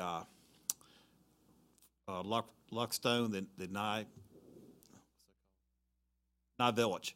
Mm-hmm. So we worked with Nye Village to get utility easements, gravity sewer easements up to Nye towards the courthouse to eventually take the Wishner system off. and to go along with the Jackson Gateway, the grand sewer plan for that. So that was a logical extension up. We already started building development requiring sewer, such as Patriot Park has pumps to pump up. We just put in the Lidl project, which is a large commercial project that's draining towards. They've got a small pump station that can eventually be taken offline. So it was a logical extension, those two. And that's why we presented those as easily taken on by utilities without great cost to the taxpayers, to the ratepayers. Because development was already in there? Development was in that way, and it gravity sewer to our existing, it matched our existing water sewer master plan. And what we do is when we look at expansions in the comp plan, we look at something that's easily sewered, without pump stations, where we already have big water lines, where we have a water and sewer infrastructure close by. So the expansion of the, in 2013, of here and down here, I don't want to say was predicated, but was influenced by more development into those areas. The question was, what could we easily sustain? Right. Yes, so we just pointed those areas as easily working with our water sewer master plan. And since the Nye River on this side of 208, and I say this, I mean that side, over where it's currently in, is the southern boundary, would it then not make sense that on the other side of the road, that would then eventually be the southern boundary for the PSD? Because I do believe in a conversation we had about gravity fed, and you informed me stuff I never knew about water and sewer, but basically there's a ridge there. And this is the way that it flows. So would the Nye River be the southern terminus of the PSD on that side of 208 that we're talking about in the future eventually? In the future, we'd like to be able to, we can easily sewer everything in the Massaponics, the Nye, and the Po, because it all kind of comes together. Okay. And utilities, we're good soldiers, we do what we're told. So if you want to sewer that area, we'll sewer it. I worked early on here, this was kind of looked at as a view shed, you know, up north. So we kind of stopped there. Mm-hmm. In fact, so that's why I didn't present anything else, because it would always been considered as stopping at 208. But as I say, lines move, so we will adjust to it. But this is what works well for us for gravity. Right. The Nye will go reasonably up to the Nye reservoir. Then it becomes an obstruction where it really can't carry sewer across the reservoir. So the Gordon Road north to Goshen Church is a natural terminus. Right. So basically, since the PSD terminates at the Nye River on this side of, or on that side of 208, having it on the other side, there's no hindrance to that. That would be a logical boundary for it in the future anyway. From a utility perspective, yes. Okay. That's really all I have to say. Thank you. Mr. Ross? Just a point of clarification, I was referring to cash proffers, as we discussed, as, you know, not coming in until the house was actually developed, not in kind. My last two questions. How long is the Spotsylvania Parkway there at Lee's Park? Yeah, 2.2 miles. Okay, so that gives you an idea. It's at $30 million, so it's roughly $15 million per mile. So you're in that $50 million mark, roughly, if that included land and all that. So give you an idea of that land. And again, one of the big differences that, you know, I know disagreeing with Mr. Yakubowski here is that those other two amendments to the comp plan or expansions of the primary development were done during the rewrite, when the committees and planning commission and committees were stood up to look at all the different aspects and impacts of doing that. So I think that was the logical time to do it. Now I think we're just kind of rushing it in now where we don't really need to do that. So with that, there's a motion to deny this effort. Is there a second? Second. Any further discussion, Mr. Skinner? Mr. Chair, would you please explain what the motion is again? Thank you. Exactly. Well, Mr. Benton, if I understand right, it was to deny pursuing the effort to extend this primary development boundary at this time.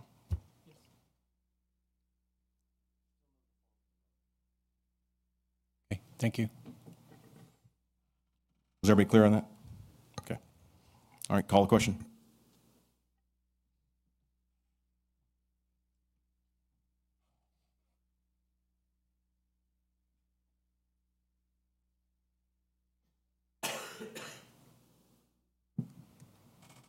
The motion fails on a 4-3 vote.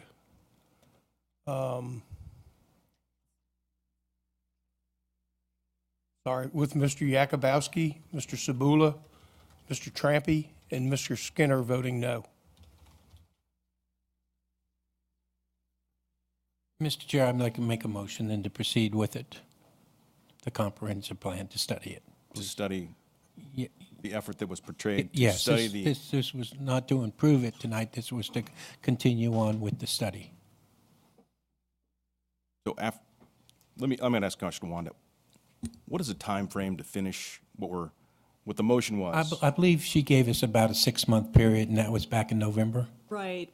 So looking at this point forward, about 4 to 5 months to get to that comprehensive plan amendment decision. But again, that will not give us an alignment. At some point in time, So sometime we'll this need to summer, look you're, at whether the county wants to allocate funds towards studying an actual alignment. so sometime this summer, you'll come back with an amendment or a motion to amend the comp plan. Ballpark. The study will give us some information, and after we hear the study, then we can make our decision whether we should extend the comprehensive plan, the boundary or not, sir. Okay, so it's just to continue on as right now is with the study. So there is a motion to continue on. Is there a second? Second. Is there any comment? Mr. Ross? I have a quick question. So we were presented 2 different areas of expansion, a smaller one and a larger one. Is your motion for the smaller one or the larger one? My motion is to continue on with the study, to include either one. I mean, I think they should come back with both those answers, Mr. Ross, whether it's more favorable to us to go the big one or the small one, give us the options to do that. Mr. Benton? I was just going to say, in that case, what we would do is a work session first, and then the board could further direct after that point. Mr. Benton? Again, I think we're setting a bad precedent. We have a developer that owns property right now. He wants to develop, and he's wanting to proffer property, a very small portion of this roadway, I say, to the county, or land for this county for this roadway. He's not building it, he's just offering land, and this is tricord. If we go changing, for him, and that's the way I see it, we're changing for a developer, and a developer only, it's wrong. And we're bending over backwards, and we do it for one, we're gonna be asked to do it for another, and another, and another. Also, this is gonna be lengthy, so stand by. Having just won this election for the seat on the Board of Supervisors, having spoken to many people in my district and to every district represented on this board, overwhelmingly, people expressed to me their worry and displeasure with the unrestrained development in our community and the effects it is having on their quality of life. And I know quality of life, finding a definition that fits everybody is impossible. But they also expressed to me their concern as how it's impacting our infrastructures, i.e. schools, public safety, utilities, and particularly traffic. We continually hear year after year about the traffic. And I understand that we're doing things with, like Mr. Ross, with the synchronization of the traffic lights on Route 3. VDOT has some construction going on this year, I think, on Route 1 in Harrison, Smith Station and Courthouse, but they're even saying these are Band-Aids and will only be a temporary fix. And every year we keep on referencing these planned roads and roads improvements, which are going to make things better. But in my opinion, we're only beginning to sound like a broken record because more and more people are moving into our community, and yet no dirt's being moved. Nothing's being accomplished to significantly address the congestion. Again, this is just my opinion, but the way I understand it, from the many individuals I've spoken to, the people we represent want a solution to the problems. And I'm speaking only for the traffic at this point. They want us to actively pursue remedies to improve the congestion and what some describe as gridlock now, which I don't think we're at that point, but gridlock has certainly been used in this form several times. But they do not believe by approving more and more development is going to get us to the end result, which is moving traffic. To some, adding one more car to the mix is too many. I think most understand it can take years before dirt is actually moved and pavement is put down. But I say it's been years and we still have nothing to show the folks we represent. We keep on adding lines to maps indicating all these roads and improvements we think are going to alleviate our problems, but doing nothing to get it done. Again, in my opinion only. Let's start focusing on 1 or 2 projects at most, and let's start concentrating on what we can do to get dirt moving and pavement laid, and thus traffic moving. Let's stop drawing lines all over the maps with all these ideas of grandeur and how better everything is going to be with another road. Let's focus on and work as a team to get this done. And I referenced Mr. Skinner, and not to point you out or anything else or anything negative, so your VRE project, I mean, that you focused on that project, you were diligent in pursuing it, and it got done, whether people like it, dislike it, or any other. But this is exactly what I asked for the board to do. Let's sit down and maybe, like the retreat Mr. Yakubowski spoke of, sit down and let's pick our priorities. And I'm talking again, traffic only, roads. If we want VDOT to review ideas for our proposed roads, that's fine. But our main focus should be on 1 or 2 projects we choose as being the one or ones we want to focus on. Even representatives of VDOT in meetings I had with them said we, Spotsylvania County, needs to focus on 1 or 2 projects and commit to these projects in order to get the funding and in order to have our projects moved up on their needs assessment. I do not support this change to our comprehensive plan at all.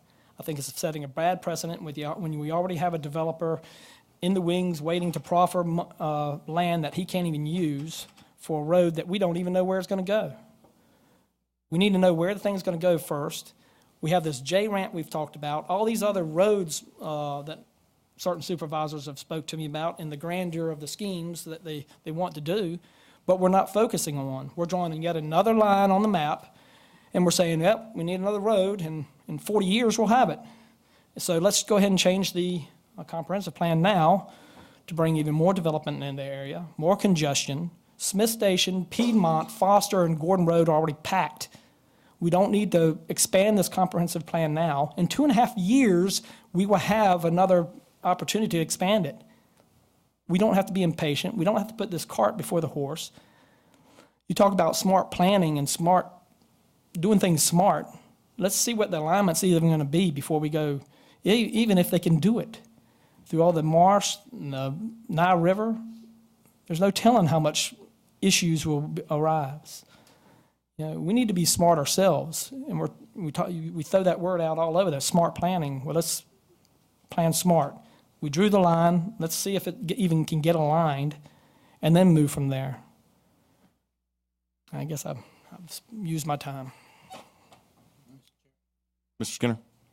I just would like to remind the public, this is not a vote on us changing the primary settled district. Okay, it's a study, and that's all it is, asking our staff to go out there and give us the information so that we can make a smart decision. This is not approving anything tonight that we're going to change it whatsoever, all right?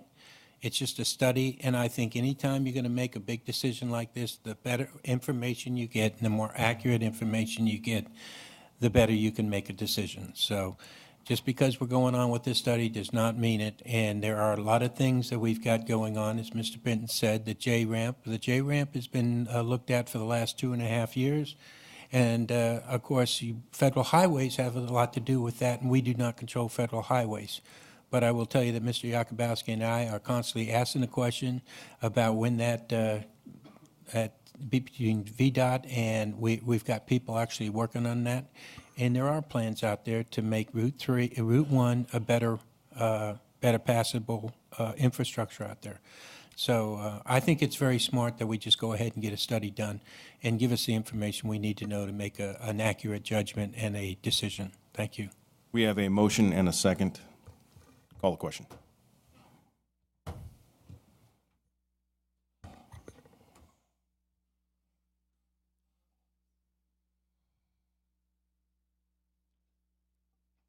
The motion passes 4-3 with Mr. Ross, Mr. McLaughlin, and Mr. Benton voting no. Thank you.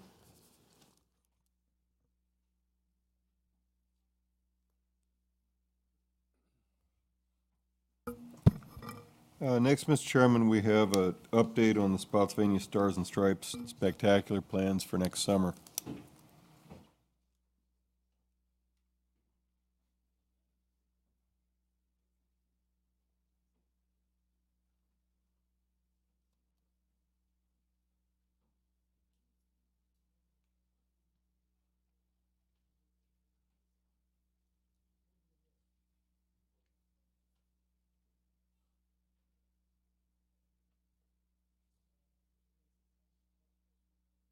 Good evening. I'm Krista Mostowski, Special Events Coordinator for the Parks and Recreation Department. At the October 27th Board of Supervisors meeting, Kevin and I addressed our modifications to our inclement weather postponement and cancellation plans to accommodate the issues that we encountered at the 2015 Stars and Stripes. These plans were outlined in our presentation and include delaying the start time of on the scheduled date, postponing the full event to the rain date, and suspending day 1 activities and resuming them on day 2 for the completion of the event.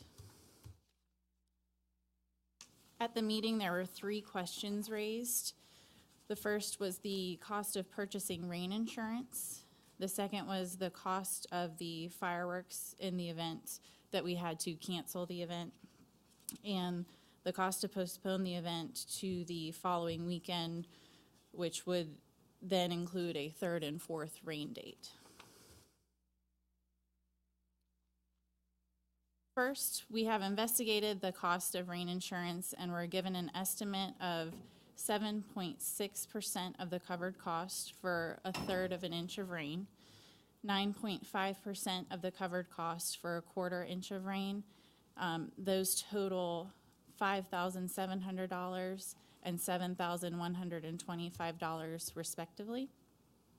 Special events that benefit from rain insurance are events like wine festivals and fairs that charge an admission fee to offset the cost of purchasing the rain insurance.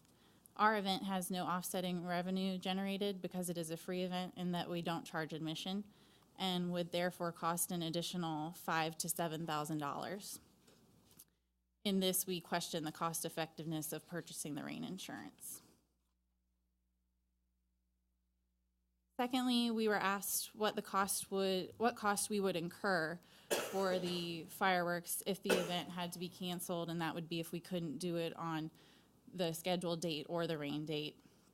It's 25% of the fireworks' $29,000 total cost, which is $7,250. This is reserved for the deposit paid in the springtime, therefore we would only lose the deposit rather than the full $29,000. The final question pertained to the possibility of postponing the event to the following weekend. In order to plan additional rain dates for the following weekend, we must reserve or retain pieces of our event for a second weekend. This significantly increases the total event cost. Entertainment costs for things such as the band, sound equipment, stage, kids' activities, fireworks, and utility items like light towers double to reserve or retain them for multiple dates and could range, in best case scenario, from $17,000 to the worst case scenario of $67,000, depending on the timing of our postponement. Included in that total additional cost is the approximate $5,000 cost for the fireworks to shoot on another weekend, which brings the total fireworks cost from $29,000 to almost $34,000. Although the fireworks company can do this, it's not common that they do. Most of their fireworks displays have a scheduled date with the rain date following on the next day. In conclusion, after calculating the cost for purchasing rain insurance and the cost of including a second weekend into our postponement plans, we do not recommend purchasing rain insurance or extending our rain dates past the first weekend because of the potential of an additional $67,000. We would like the members of the board to decide if they would like us to include either of these items in our 2016 Stars and Stripes plans. Any comments? Mr. Skinner? You talk about the cost of the fireworks being $29,000. Is that not paid by VACOS? Right, so if they're paying or making a donation to the county for $29,000, you're including that in the cost to the county. So that's what I saw. That is one of the expenses of the event, yes. Exactly, but that's not coming out of the county's pocket. That is being donated by VACOS. That's on the revenue side, yes, sir. Yes, sir. Okay, so the figure you gave of almost $65,000, that includes the $29,000? That's what it showed up here. I'm a little confused with your presentation because, okay, you said $7,500 for rain insurance, roughly, correct? If we chose that option, yes. Okay. And then the delayed, but you keep adding 29,000 in your presentation. If we could get the floor computer and bring that back up, please. Okay, so here at fireworks, 29,000 with an additional 16 to 17%. Now you're looking at 33,640, almost $34,000. But $29,000 of that is paid by VACOS. Is that correct? Okay. If you want to look at it that way, yes, right. sir. And so for us to make a decision, we have to know what's coming out of the county's pocket, not out of the donation we're getting from VACOS.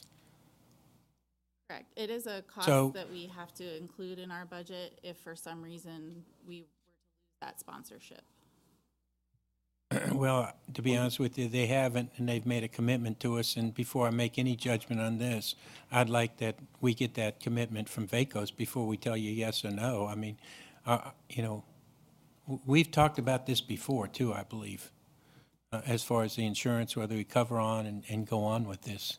Once again, I think you're bringing a figure out here that's not a realistic figure that the county would pay for. What I need to know is what comes out of our pocket if the VACOS company continues to sponsor this, as they have since... The total expense for the event is $55,000 minus some staff time as far as fire and rescue, Parks and Recreation, and Sheriff's Department.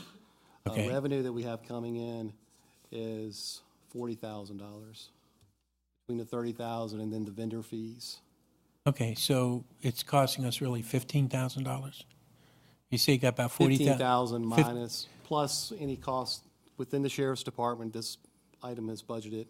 Within our department, it's budgeted. And within Fire and Rescue, it's budgeted as well. Well, I think that's a decision we need to have, not, I understand what you're doing. Is there any reason you would think that the VACOS company would not make that donation this coming year? No, sir. No. Okay, so I want the board to realize it's not the money that I think they presented up here. It's closer to $15,000 that we would have to come out of the county's pocket to have this spectacular event, the Stars and Stripes spectacular event. Yes, sir. Is that correct? Plus the staff within each budget. Okay, as well. would you say $20,000 would cover it? I would assume so. I can't tell you what the sheriff's budget is or Fire and Rescue. Okay, thank you, Kevin. Appreciate it. Chair. Any other questions? Mr. Zabula? Yes. What would it cost us if the original date and the rain date were both canceled?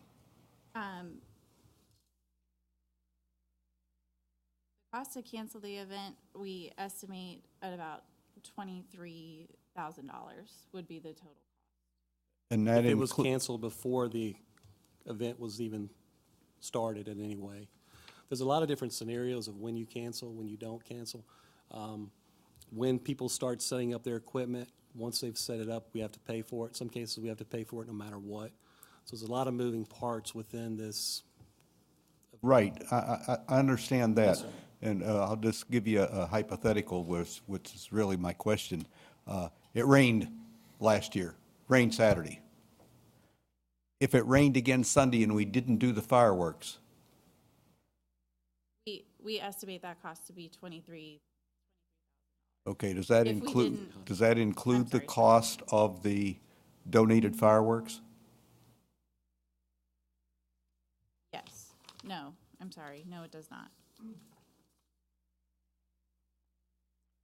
Not trying to confuse, just trying to get some costs like Mr. Skinner. It doesn't, because we wouldn't lose the full $29,000. We would lose our $7,000 deposit. Okay. Instead of losing the full 29. Yeah, that's really the gist of my question. Thank you. Any further questions? Mr. Yakubowski? Thank you. And thank you, guys. This is a wonderful event that's been going on for 11 years, I think, or it will be 11 years this upcoming year. 12, okay. Well, we've done it for 11. We had to cancel one, okay. With rain insurance, I was looking at that. So if it's 1/3 of an inch, so if it's 1/10 of an inch, is it not covered? Or is it up to 1/3 of an inch? Have to reach 1/3 of it. Okay. That's your minimum That's the requirement. minimum. Okay, so It's then, very expensive for our type of event to consider that. Ms. Yeah. Heidig asked that at the last meeting, and I believe her experience has been with events that charge fees. So, example, a wine festival or fair where there's admission coming in, we don't have a lot of money coming in for the event, like you do in a lot of other types of events where they charge to Right. enter. well, and that was my concern, is that out of the past 12, we've had to cancel once. So is it, it's a gamble. I mean, and of course, it's like when you don't buy the warranty, it breaks. So, And it depends on what expenses you incur as well. Mhm. So some of these expenses we would not incur if we canceled well in advance. So we wouldn't get a good return on our investment. and again, we don't, or do we, is it policy to cancel just for rain, or is that a thunderstorm? I mean, if we're going to get showers, It's severe weather. So it's where severe. it would be unsafe for people to be out. right, in- just so people know, it's not if we get a couple drizzles, okay, so we're not putting on insurance for sun showers. Correct. And Okay. the more likely scenario that we would run into with our event is to have a thunderstorm that lasts for maybe an hour and suspends the event temporarily, and then we can Right. And I'd just like to add on to all that. We've talked about this in the Economic Development and Tourism Committee about how we can improve what we're doing, because I think we do a great job. We bring a lot of people down to the courthouse. We're working to try to make the courthouse area a destination point, and this is a way that people realize that it's really not that far. It's really nice out here, and there's things to do once you get people here. So there's several items that we've talked about adding or trying to add, and I know that your budget is constrained, and so that would be one of the things that during this budget season I will look to do, is just improve that a little bit, to add, especially during our Independence Day celebration, if we can honor our wounded warriors. We have connections into that community through different folks who work with them to highlight what they do and really to thank them. So that is an aspect that we're looking to add to this to make it better. And I know that you guys are already stretched basically to your limit, so anything above and beyond would be needed funds to do that. So thank you. Thank you. So the question was whether or not to approve rain insurance? That is one, and then we would prefer it be one weekend instead of rolling into a second weekend. We just feel that the cost is just I think there's high to- two questions here, I think, to the board. One, do we want to pursue rain insurance? Between $5,000 and $7,000? Do you want to do a motion? A motion to not do it? Well, to do it or not to do the rain insurance? Oh, I don't want to do the rain insurance. So just do a motion, then we'll. So you're going to vote against my motion to do it? No, I'm. Okay. Just make a motion. We'll clear it up. Okay, we'll clear it up, just to direct staff not to proceed with rain insurance. I'll second it. Okay, call the question. Mr. Chair, I'll make a motion, second motion, to go ahead and keep it in one weekend. We can't do in one weekend. then- That motion passes 7-0. Oh, thank you, sir. The second motion, the first motion. The first one passed 7-0. My motion is to go ahead and keep it within one weekend. If we can't do it, then, as we said, our chances are good in favor that we will have it, so. Do we have a second? Second. All right, call the question.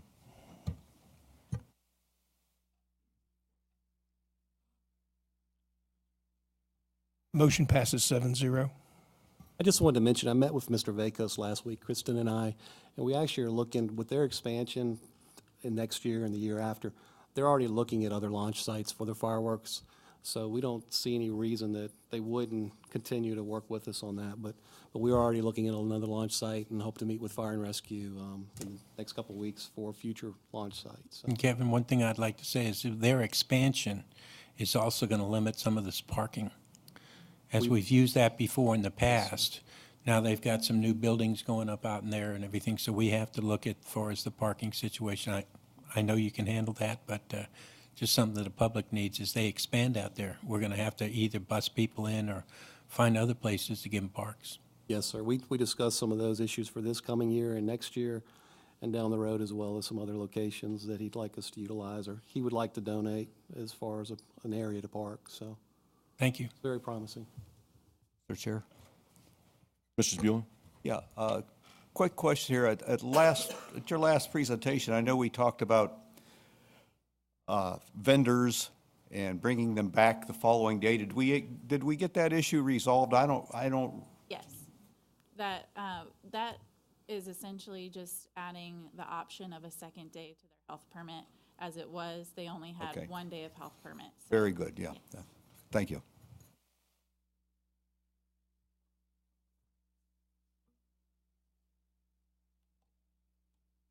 All right, Mr. Chair, members of the board, next we have a short update from Economic Development on the process improvement process contract completion.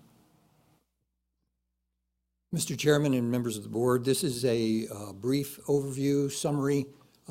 No action is intended, so this is for information purposes only regarding something we've come to call the process improvement system. You should have a fact sheet there with some bullet points in front of you. The process began in June of 2014 when the Economic Development and Tourism Committee, which had at that time 3 supervisors and various appointees from the supervisors, who came up with a goal or an issue, and that was creating a better process for small and startup businesses in the county. The process is confusing the first time you go through it. The terminology is confusing, the places to go, the buildings, the departments. It's not at all clear to people, and so this was identified as something that could be improved. In October of 2014, an RFP was advertised. In November, bids were received ranging from about $100,000 to $1 million. A panel composed of an EDA representative, an EDTC representative, and myself evaluated the 6 proposals. The county's procurement officer was an observer to that process. A contractor was selected. Work began in January of 2015 and concluded this month. The deliverables included basically an online system, an online resource that guides inexperienced users. This is not something that people who have done this 20 times would necessarily use. After the first few times, people would get the gist of what is zoning and what's a permit and what is registration and how does it all work. A sequence of steps is outlined in the online process. There are simplified explanations with references to additional details. We didn't try to quote the code book and have 50 pages of gobbledygook for people to wade through, but just a very simple process. If you wanted more, you can click on the link and get more. There were links to various forms and contacts in each department. The forms, we did not change any forms. We did not devise new forms. We just linked to the forms that people are already using. There is a monitoring ability, in other words, analytics, to determine where people are getting in and out of this website. So if people all drop off on page 4, it might signal to us that something is wrong with page 4. People don't seem to be able to get beyond there. Something is confusing. So that is built into the system. We also received from the contractor marketing plans on how to promote this activity, both in posters and in advertising and press releases and things of that sort. Stakeholders, many are listed there. Basically, the departments that are typically involved in businesses that start up or expand in some way, including home-based businesses as well as folks who are moving out of the home into their first retail storefront or something of that sort. So many people were involved throughout the process. There were a number of meetings held, criticisms provided, versions and mock-ups and feedback provided and revisions made over and over again several times. 3 extensive phases of testing and feedback led to various revisions, ending in a soft launch on the 6th of January, where supervisors, EDTC members, and department representatives all came and tested one last time to make sure we had caught all the things that we could think of that might be confusing, terminology or things of that sort. In summary, the EDTC, which is the originator and supporter of this effort, has last week accepted the work as completed at their meeting again last week.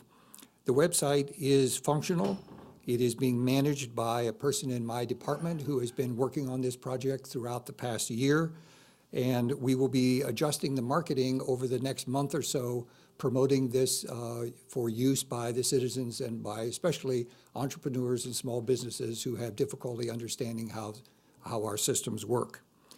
This will help new, expanding, and relocating businesses know where to start and what to expect. It was never intended to be an answer to every imaginable question. It's where do I start and what am I likely to encounter? People who showed up in the past at a building or at a counter and had no idea why they were there or where they were supposed to go, this will help in that process. We also hope that we will have increased business registrations is one of the goals. People will find out that being registered to do business in the county and in the state is an important part of their business activity. There are no permits, there are no approvals or permissions or payments or receipts handled online. We are not electronically deciding anything or substituting for any normal process. It's simply a guide on helping people figure out where to begin and where to go. So there's no transactions, there's no commitments made, no signatures, no money exchanged in this process.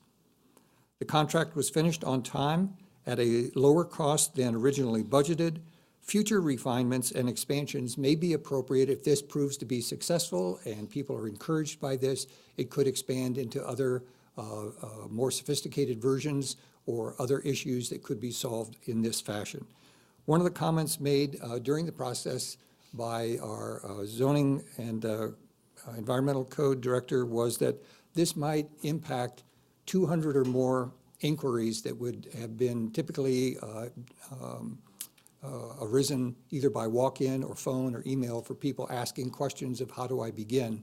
The number, a couple of hundred people, might be helped by this to figure out where to start without having to come in or call or send an email and not understand the terminology or the links or anything. So that's a brief summary.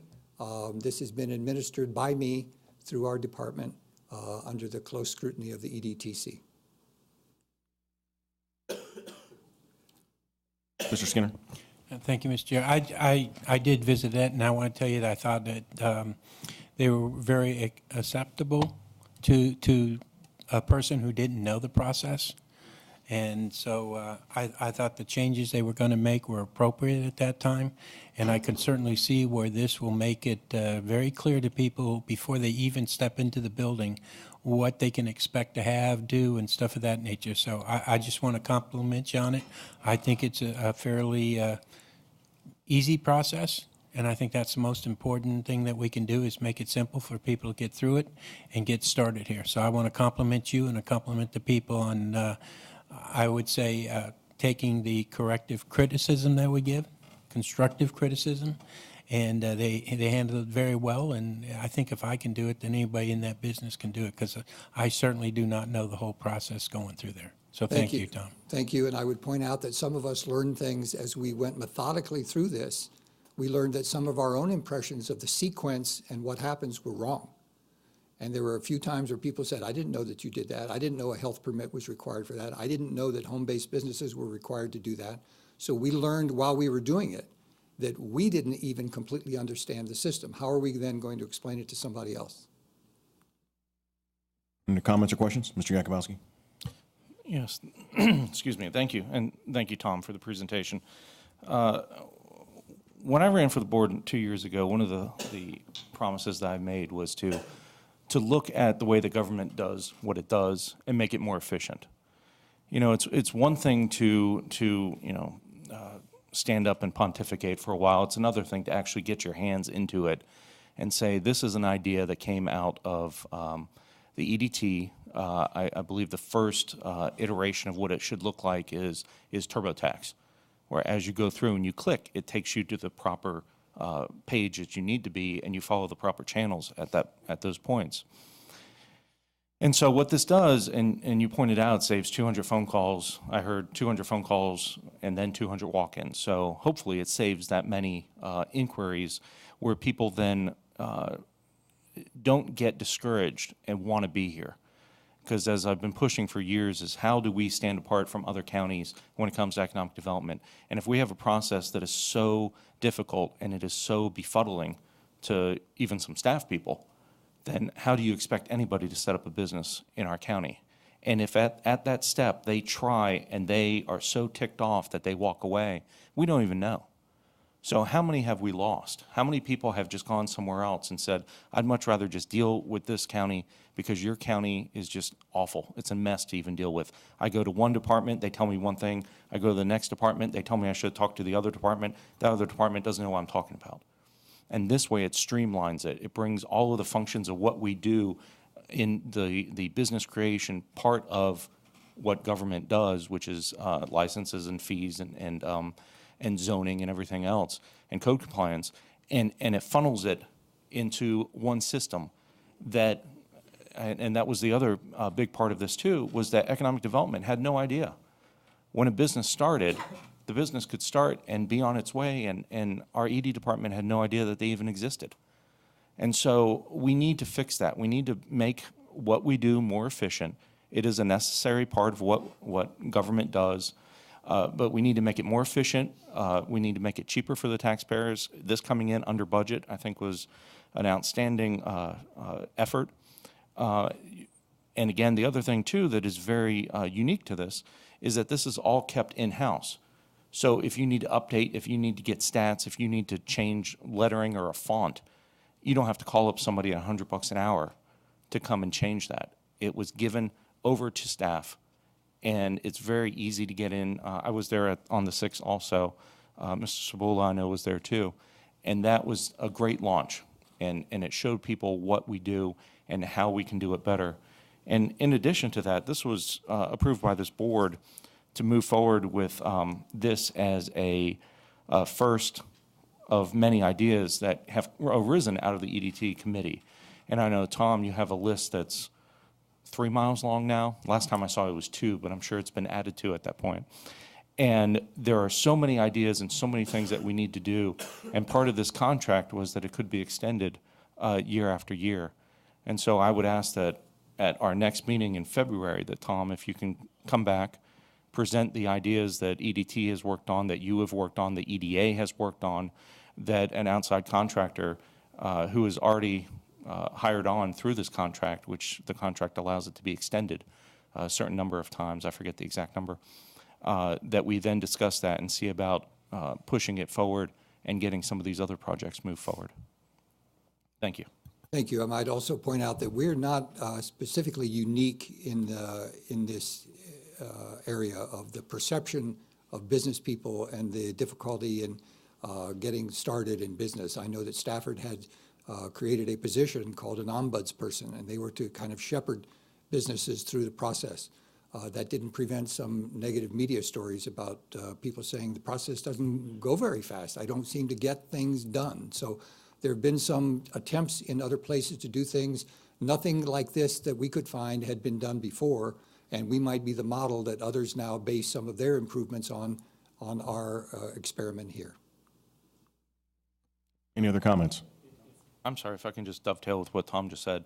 Last week, we went down to VDP for a presentation on how the state works with the localities, works with FRA, in our case, to locate businesses here.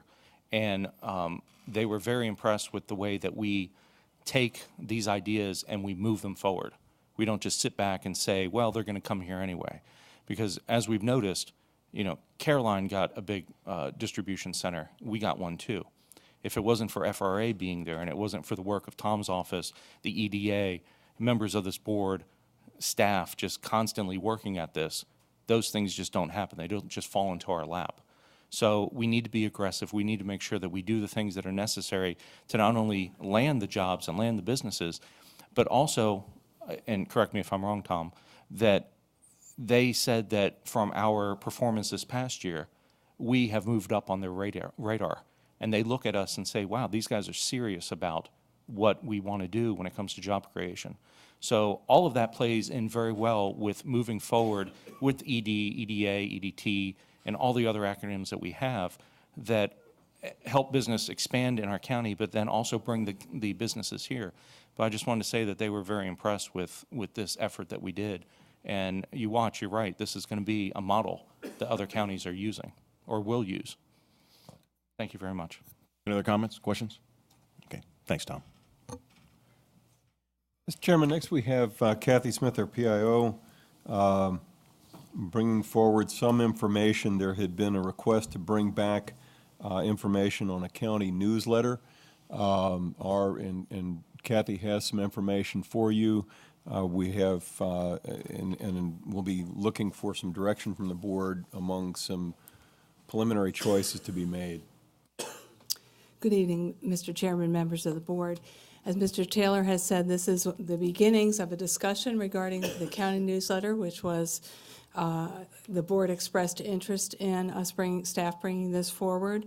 And let me give you just a little bit of background, keep this presentation pretty short for you and to the point.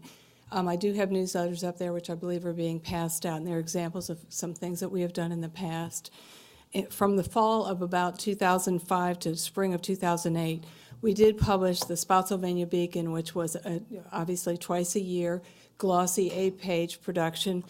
During that time, we had a pretty beefy budget, I think, actually, of about $30,000 a year for that. We used an outside graphic designer.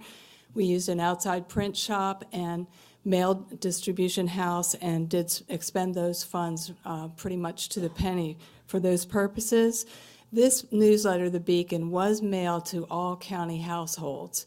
And that was a different day, in my opinion, but I'll get into that in a minute. But we did send that by mail to each household, plus we had a lot of extra copies were on hand in libraries, posted on our website, of course, advertised to our various media, including the cable TV channel, about the availability.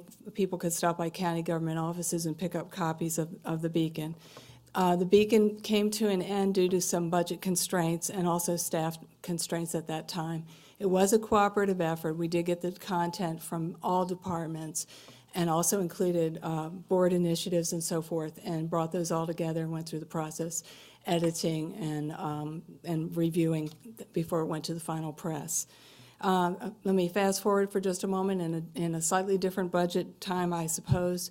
In the fall of 2011, it was determined, we were directed to begin an online newsletter, and that was what you have, the Spotsylvania County Connection. I apologize that I don't have the color copies of that. I made black and white copies for you. But that was an online newsletter which we worked with directly with economic development and had a slightly different emphasis, and I think that was another excellent cooperative effort among county staff. We highly advertised it as being available online, but we also had some print copies available in the various places that I've mentioned to you. And economic development does get the credit for taking the lead on that. I was more of an editor and so forth, and of course enjoyed that role, but economic development did a great job in producing that. So what we're coming to you with tonight is the beginning of a conversation, and we'd be happy to come back as needed. We do have some recommendations, I believe, which are not set in stone, just some thoughts for the board that in this present time, obviously, an online newsletter would be an excellent way to go. But being aware that not everybody would have access to the newsletter that way. But that is really the way people seem to be getting a lot more of their news and information these days. Twice yearly is a good recommendation based on staff time, but also based on having fresh, dynamic content from various departments, including information about, and highlights actually, about some board actions and explanations. I think all this ties in, Mr. Yakubowski, very nicely, thank you, with your comments about efficiency and doing things cheaper and doing them in-house. Just letting the public know, I think there is a real readership for what county government does, what departments do, and we could certainly highlight what Mr. Remora was just talking to you about and make sure that the business community is aware of that. So with an emphasis on economic development items and business items in our county, board initiatives and new projects that are going on in departmental staff, we would suggest that perhaps a twice-a-year newsletter, which wouldn't be quite so limited in length, because when you're not looking at mailing to households, we could go a little bit longer and still have some print copies to place at the public library, the two branches, our branches, plus some downtown library. And even we could expand that as you wish, and expand the print run a little bit, using Spotsylvania County Schools, having those newsletters available, perhaps, if you wish, at school locations even, or online, being sent to the school's audience, which they have the built-in parents and teacher audience, which is a wonderful way to reach out with this, and in other public places. So at this point, we would like to invite your thoughts, or be happy to come back and answer any questions you might have now or later. I have to say that the schools and I, the school's print shop and I, and also the school's the PIO equivalent in the schools, we were working on the numbers on this, and then the snow came along, so I apologize. I don't feel like those numbers are good enough for you yet. They're not drilled down yet, and the print shop is happy to work with us when they get back in, when we have an idea of exactly where you want to go, and perhaps even an idea of a print run. And I would also, by the way, recommend full color. That's always, but we don't have to go glossy anymore, because that's kind of a thing of the past. And even the print copies on better quality paper, which wasn't even around in 2008, I think we can just do a really wonderful job of a county newsletter with departments working together. So if you have any questions or thoughts. Any questions, Mr. Trampy? Thank you, Mr. Chairman. I was going to ask if we had any store of email addresses to which we could send an e-newsletter. You mentioned the schools, so there's all the list of parents. I think the schools send out emails for snow days and such. They might end up deleting it, but when we were sending out a snail mail copy, I'm sure that some people probably threw it away, and that cost us money, but sending it by email wouldn't cost anything. So if we have email addresses available to us. I'll certainly check with IS more on that. Of course, one of the obvious things that we have is Spotsy Alert, and we haven't gotten a number lately, but I think it was up to about 15,000 people signed up for that at one point. So that's a good beginning, and you're right, there are ways in which we can even help gather together those email addresses. And I'm very cognizant throughout this whole process of the folks who may not get email or view things that way. So we would be sure to think of all avenues that we could use to help reach out to the public and let them know this is available. Any other comments? Yeah, Mr. Chair. Mr. Spula? Have we considered, I know email is great, everybody doesn't get it, especially in the rural areas. Have we considered perhaps inserting these in our biannual mailing that we send out to everyone in the county, requesting they send us some money? You're talking about Mr. Sebula's tax inserts? And Yes, that's yes, ma'am. That's something we can look into, Yeah. and I can check further with both the Commissioner's office and Mr. Pritchett, the Treasurer's Yeah, I office. see Mr. Pritchett in the back, so I know he's hearing what I'm saying. There may be, I will definitely, that's one of the things we can bring back to you and have some better numbers for you, because that This gets didn't into. seem too weighty, and Right. there are lighter versions of the paper, so. Exactly. So we can look into that and bring that back to you also. Thank you. Any other comments? Mr. Yakubowski? Yes, thank you. Thank you, Kathy. This is good. And actually, Mr. Cibola, we don't request that people send money. It's more of a demand. Because if you don't, you'll see what happens. The other thing that, when you mentioned the schools, I was thinking is even asking if there is a design program that they have that we could edit it, but you would have the high schoolers working on the design, or even Germana, that they might be able to do that, to do the design for us, and they would get credit or work towards whatever they need to finish. But that would then also obviously keep the cost down too.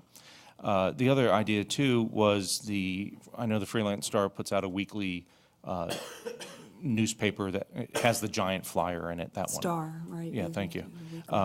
And even to do an insert into that with printed copies, if that might get it out. So just many varieties of what we can do, and then we can, funnel it down to what we can afford and what's the most efficient. But I would also recommend really pushing social media and really getting it out to all the Twitter and the Instagram, all that stuff that I don't even do, to let people know that it is out there and they can come. Our website is a great way. Right on the front page, here's the latest newsletter. People can open in a PDF form. Just many varieties of how we can get it out there, and then let people, and the schools are another great way to really get the message out there. Because I think it's very important, as I look back at this, of all the stuff that we have done, people really need to know. They need to know what is happening. I looked in this one here, and here were our capital projects management and other major projects. So people knew that the new public safety building, when the estimation of the completion was.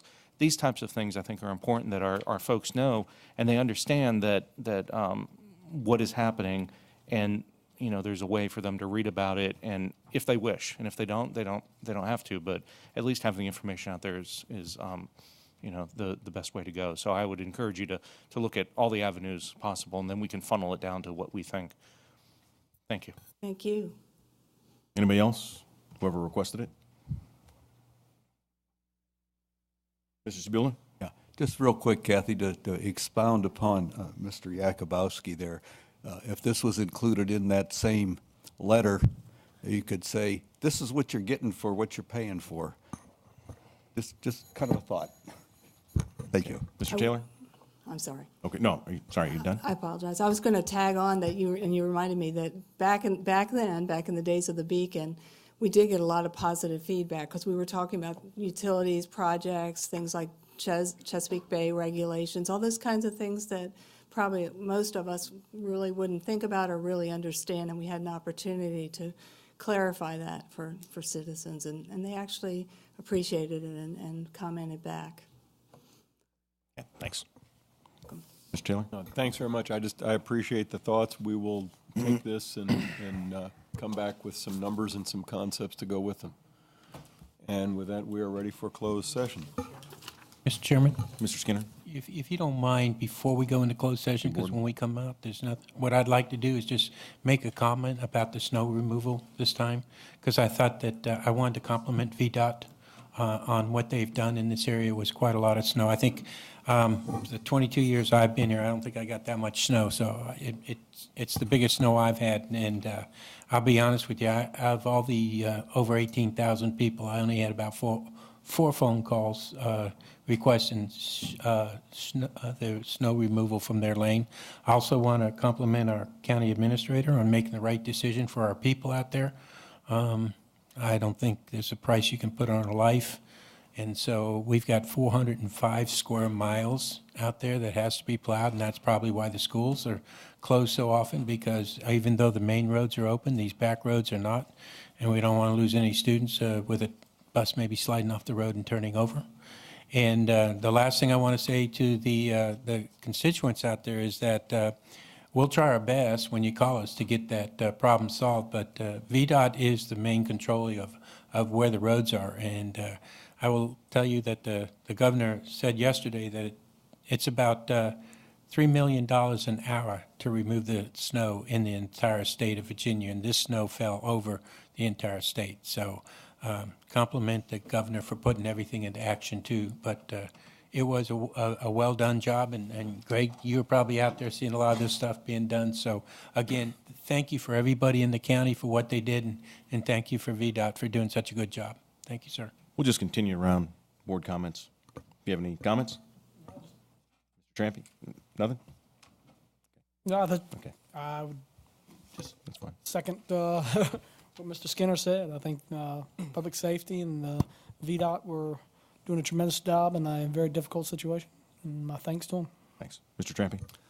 I have a motion here which was before at the supervisors' chairs I'll just read it. Whereas U.S. Communities has a proven track record of saving member communities money on procurement, whereas the County Attorney's Office has expressed concerns about obligations to the county from U.S. Communities Basic Agreement, be it therefore resolved that the Spotsylvania County Board of Supervisors instructs county staff to contact U.S. Communities to seek to satisfy the county attorney's concerns and enable Spotsylvania County to join the organization. So is that a motion?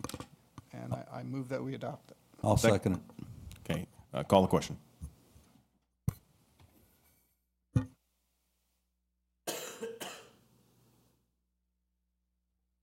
Motion passes 7-0. That was all I had. Mr. Ross? Just thanks to Sean Nelson with VDOT. Appreciate his help as always. Thank you. Mr. Sabula? Yeah, I've got a ditto that. It surprised me in an area as large as Berkeley that we had only one, I had only one complaint that a street hadn't been plowed. VDOT was contacted. It was immediately taken care of, and I really appreciate that. That was just a job well done. Mr. Yakubowski? Yes, thank you. One item I was wondering too is I know board reports are only at the first meeting of the month, but if we could see about extending that and putting it on the agenda for the second, because I know that we do have a lot that we would like to discuss at that time. Just an idea. When it comes to VDOT, yes, they did a fantastic job, and I got 2 phone calls. And actually, when I was calling the other person back, they said, "Oh, they're already out here." So I took full credit for VDOT's hard work, and told them to call me anytime. So, thank you. Okay, Chair has no comment. Mr. Taylor? Mr. Chair, if I could just mention, because it is so timely to some of these comments, and I have sent and received just a couple of texts during your meeting this evening, mainly one from Sean Nelson reaching out to ask if the schools need any assistance with their lots and access ways because VDOT has gotten to a point of control. So I reached out to Dr. Baker. He followed up with his people, and we have the response back that the schools are good, VDOT is good, we are good, so we're at a good place. Thanks.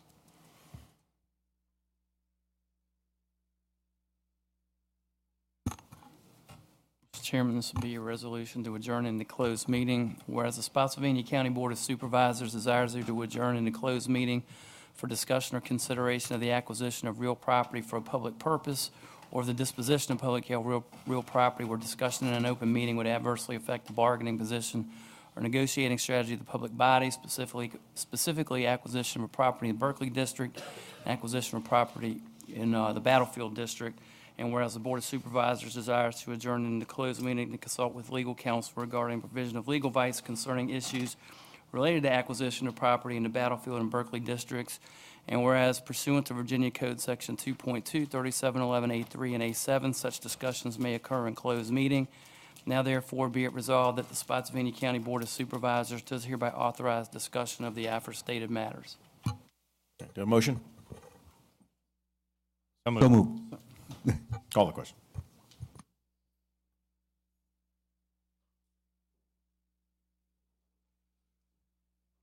Motion passes 7-0.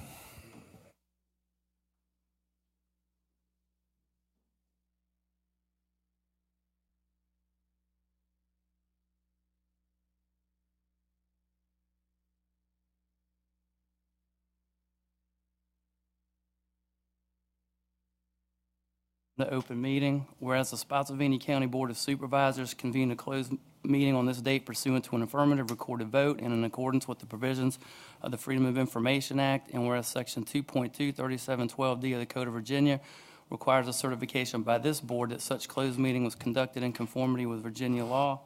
Now therefore be it resolved that the Spotsylvania County Board of Supervisors hereby returns the open meeting and certifies by roll call vote that to the best of each member's knowledge, only public business matters lawfully exempted from the open meeting requirements of the Virginia Freedom of Information Act and identified in a motion to convene in a closed meeting were heard, discussed, or considered in a closed meeting.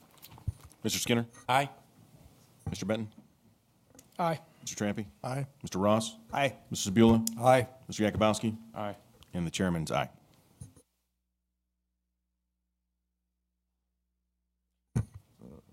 Concludes business, Mr. Chairman. May I have a motion to adjourn?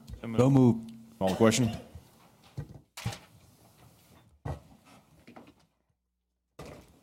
Meeting adjourned. Motion passes 7-0.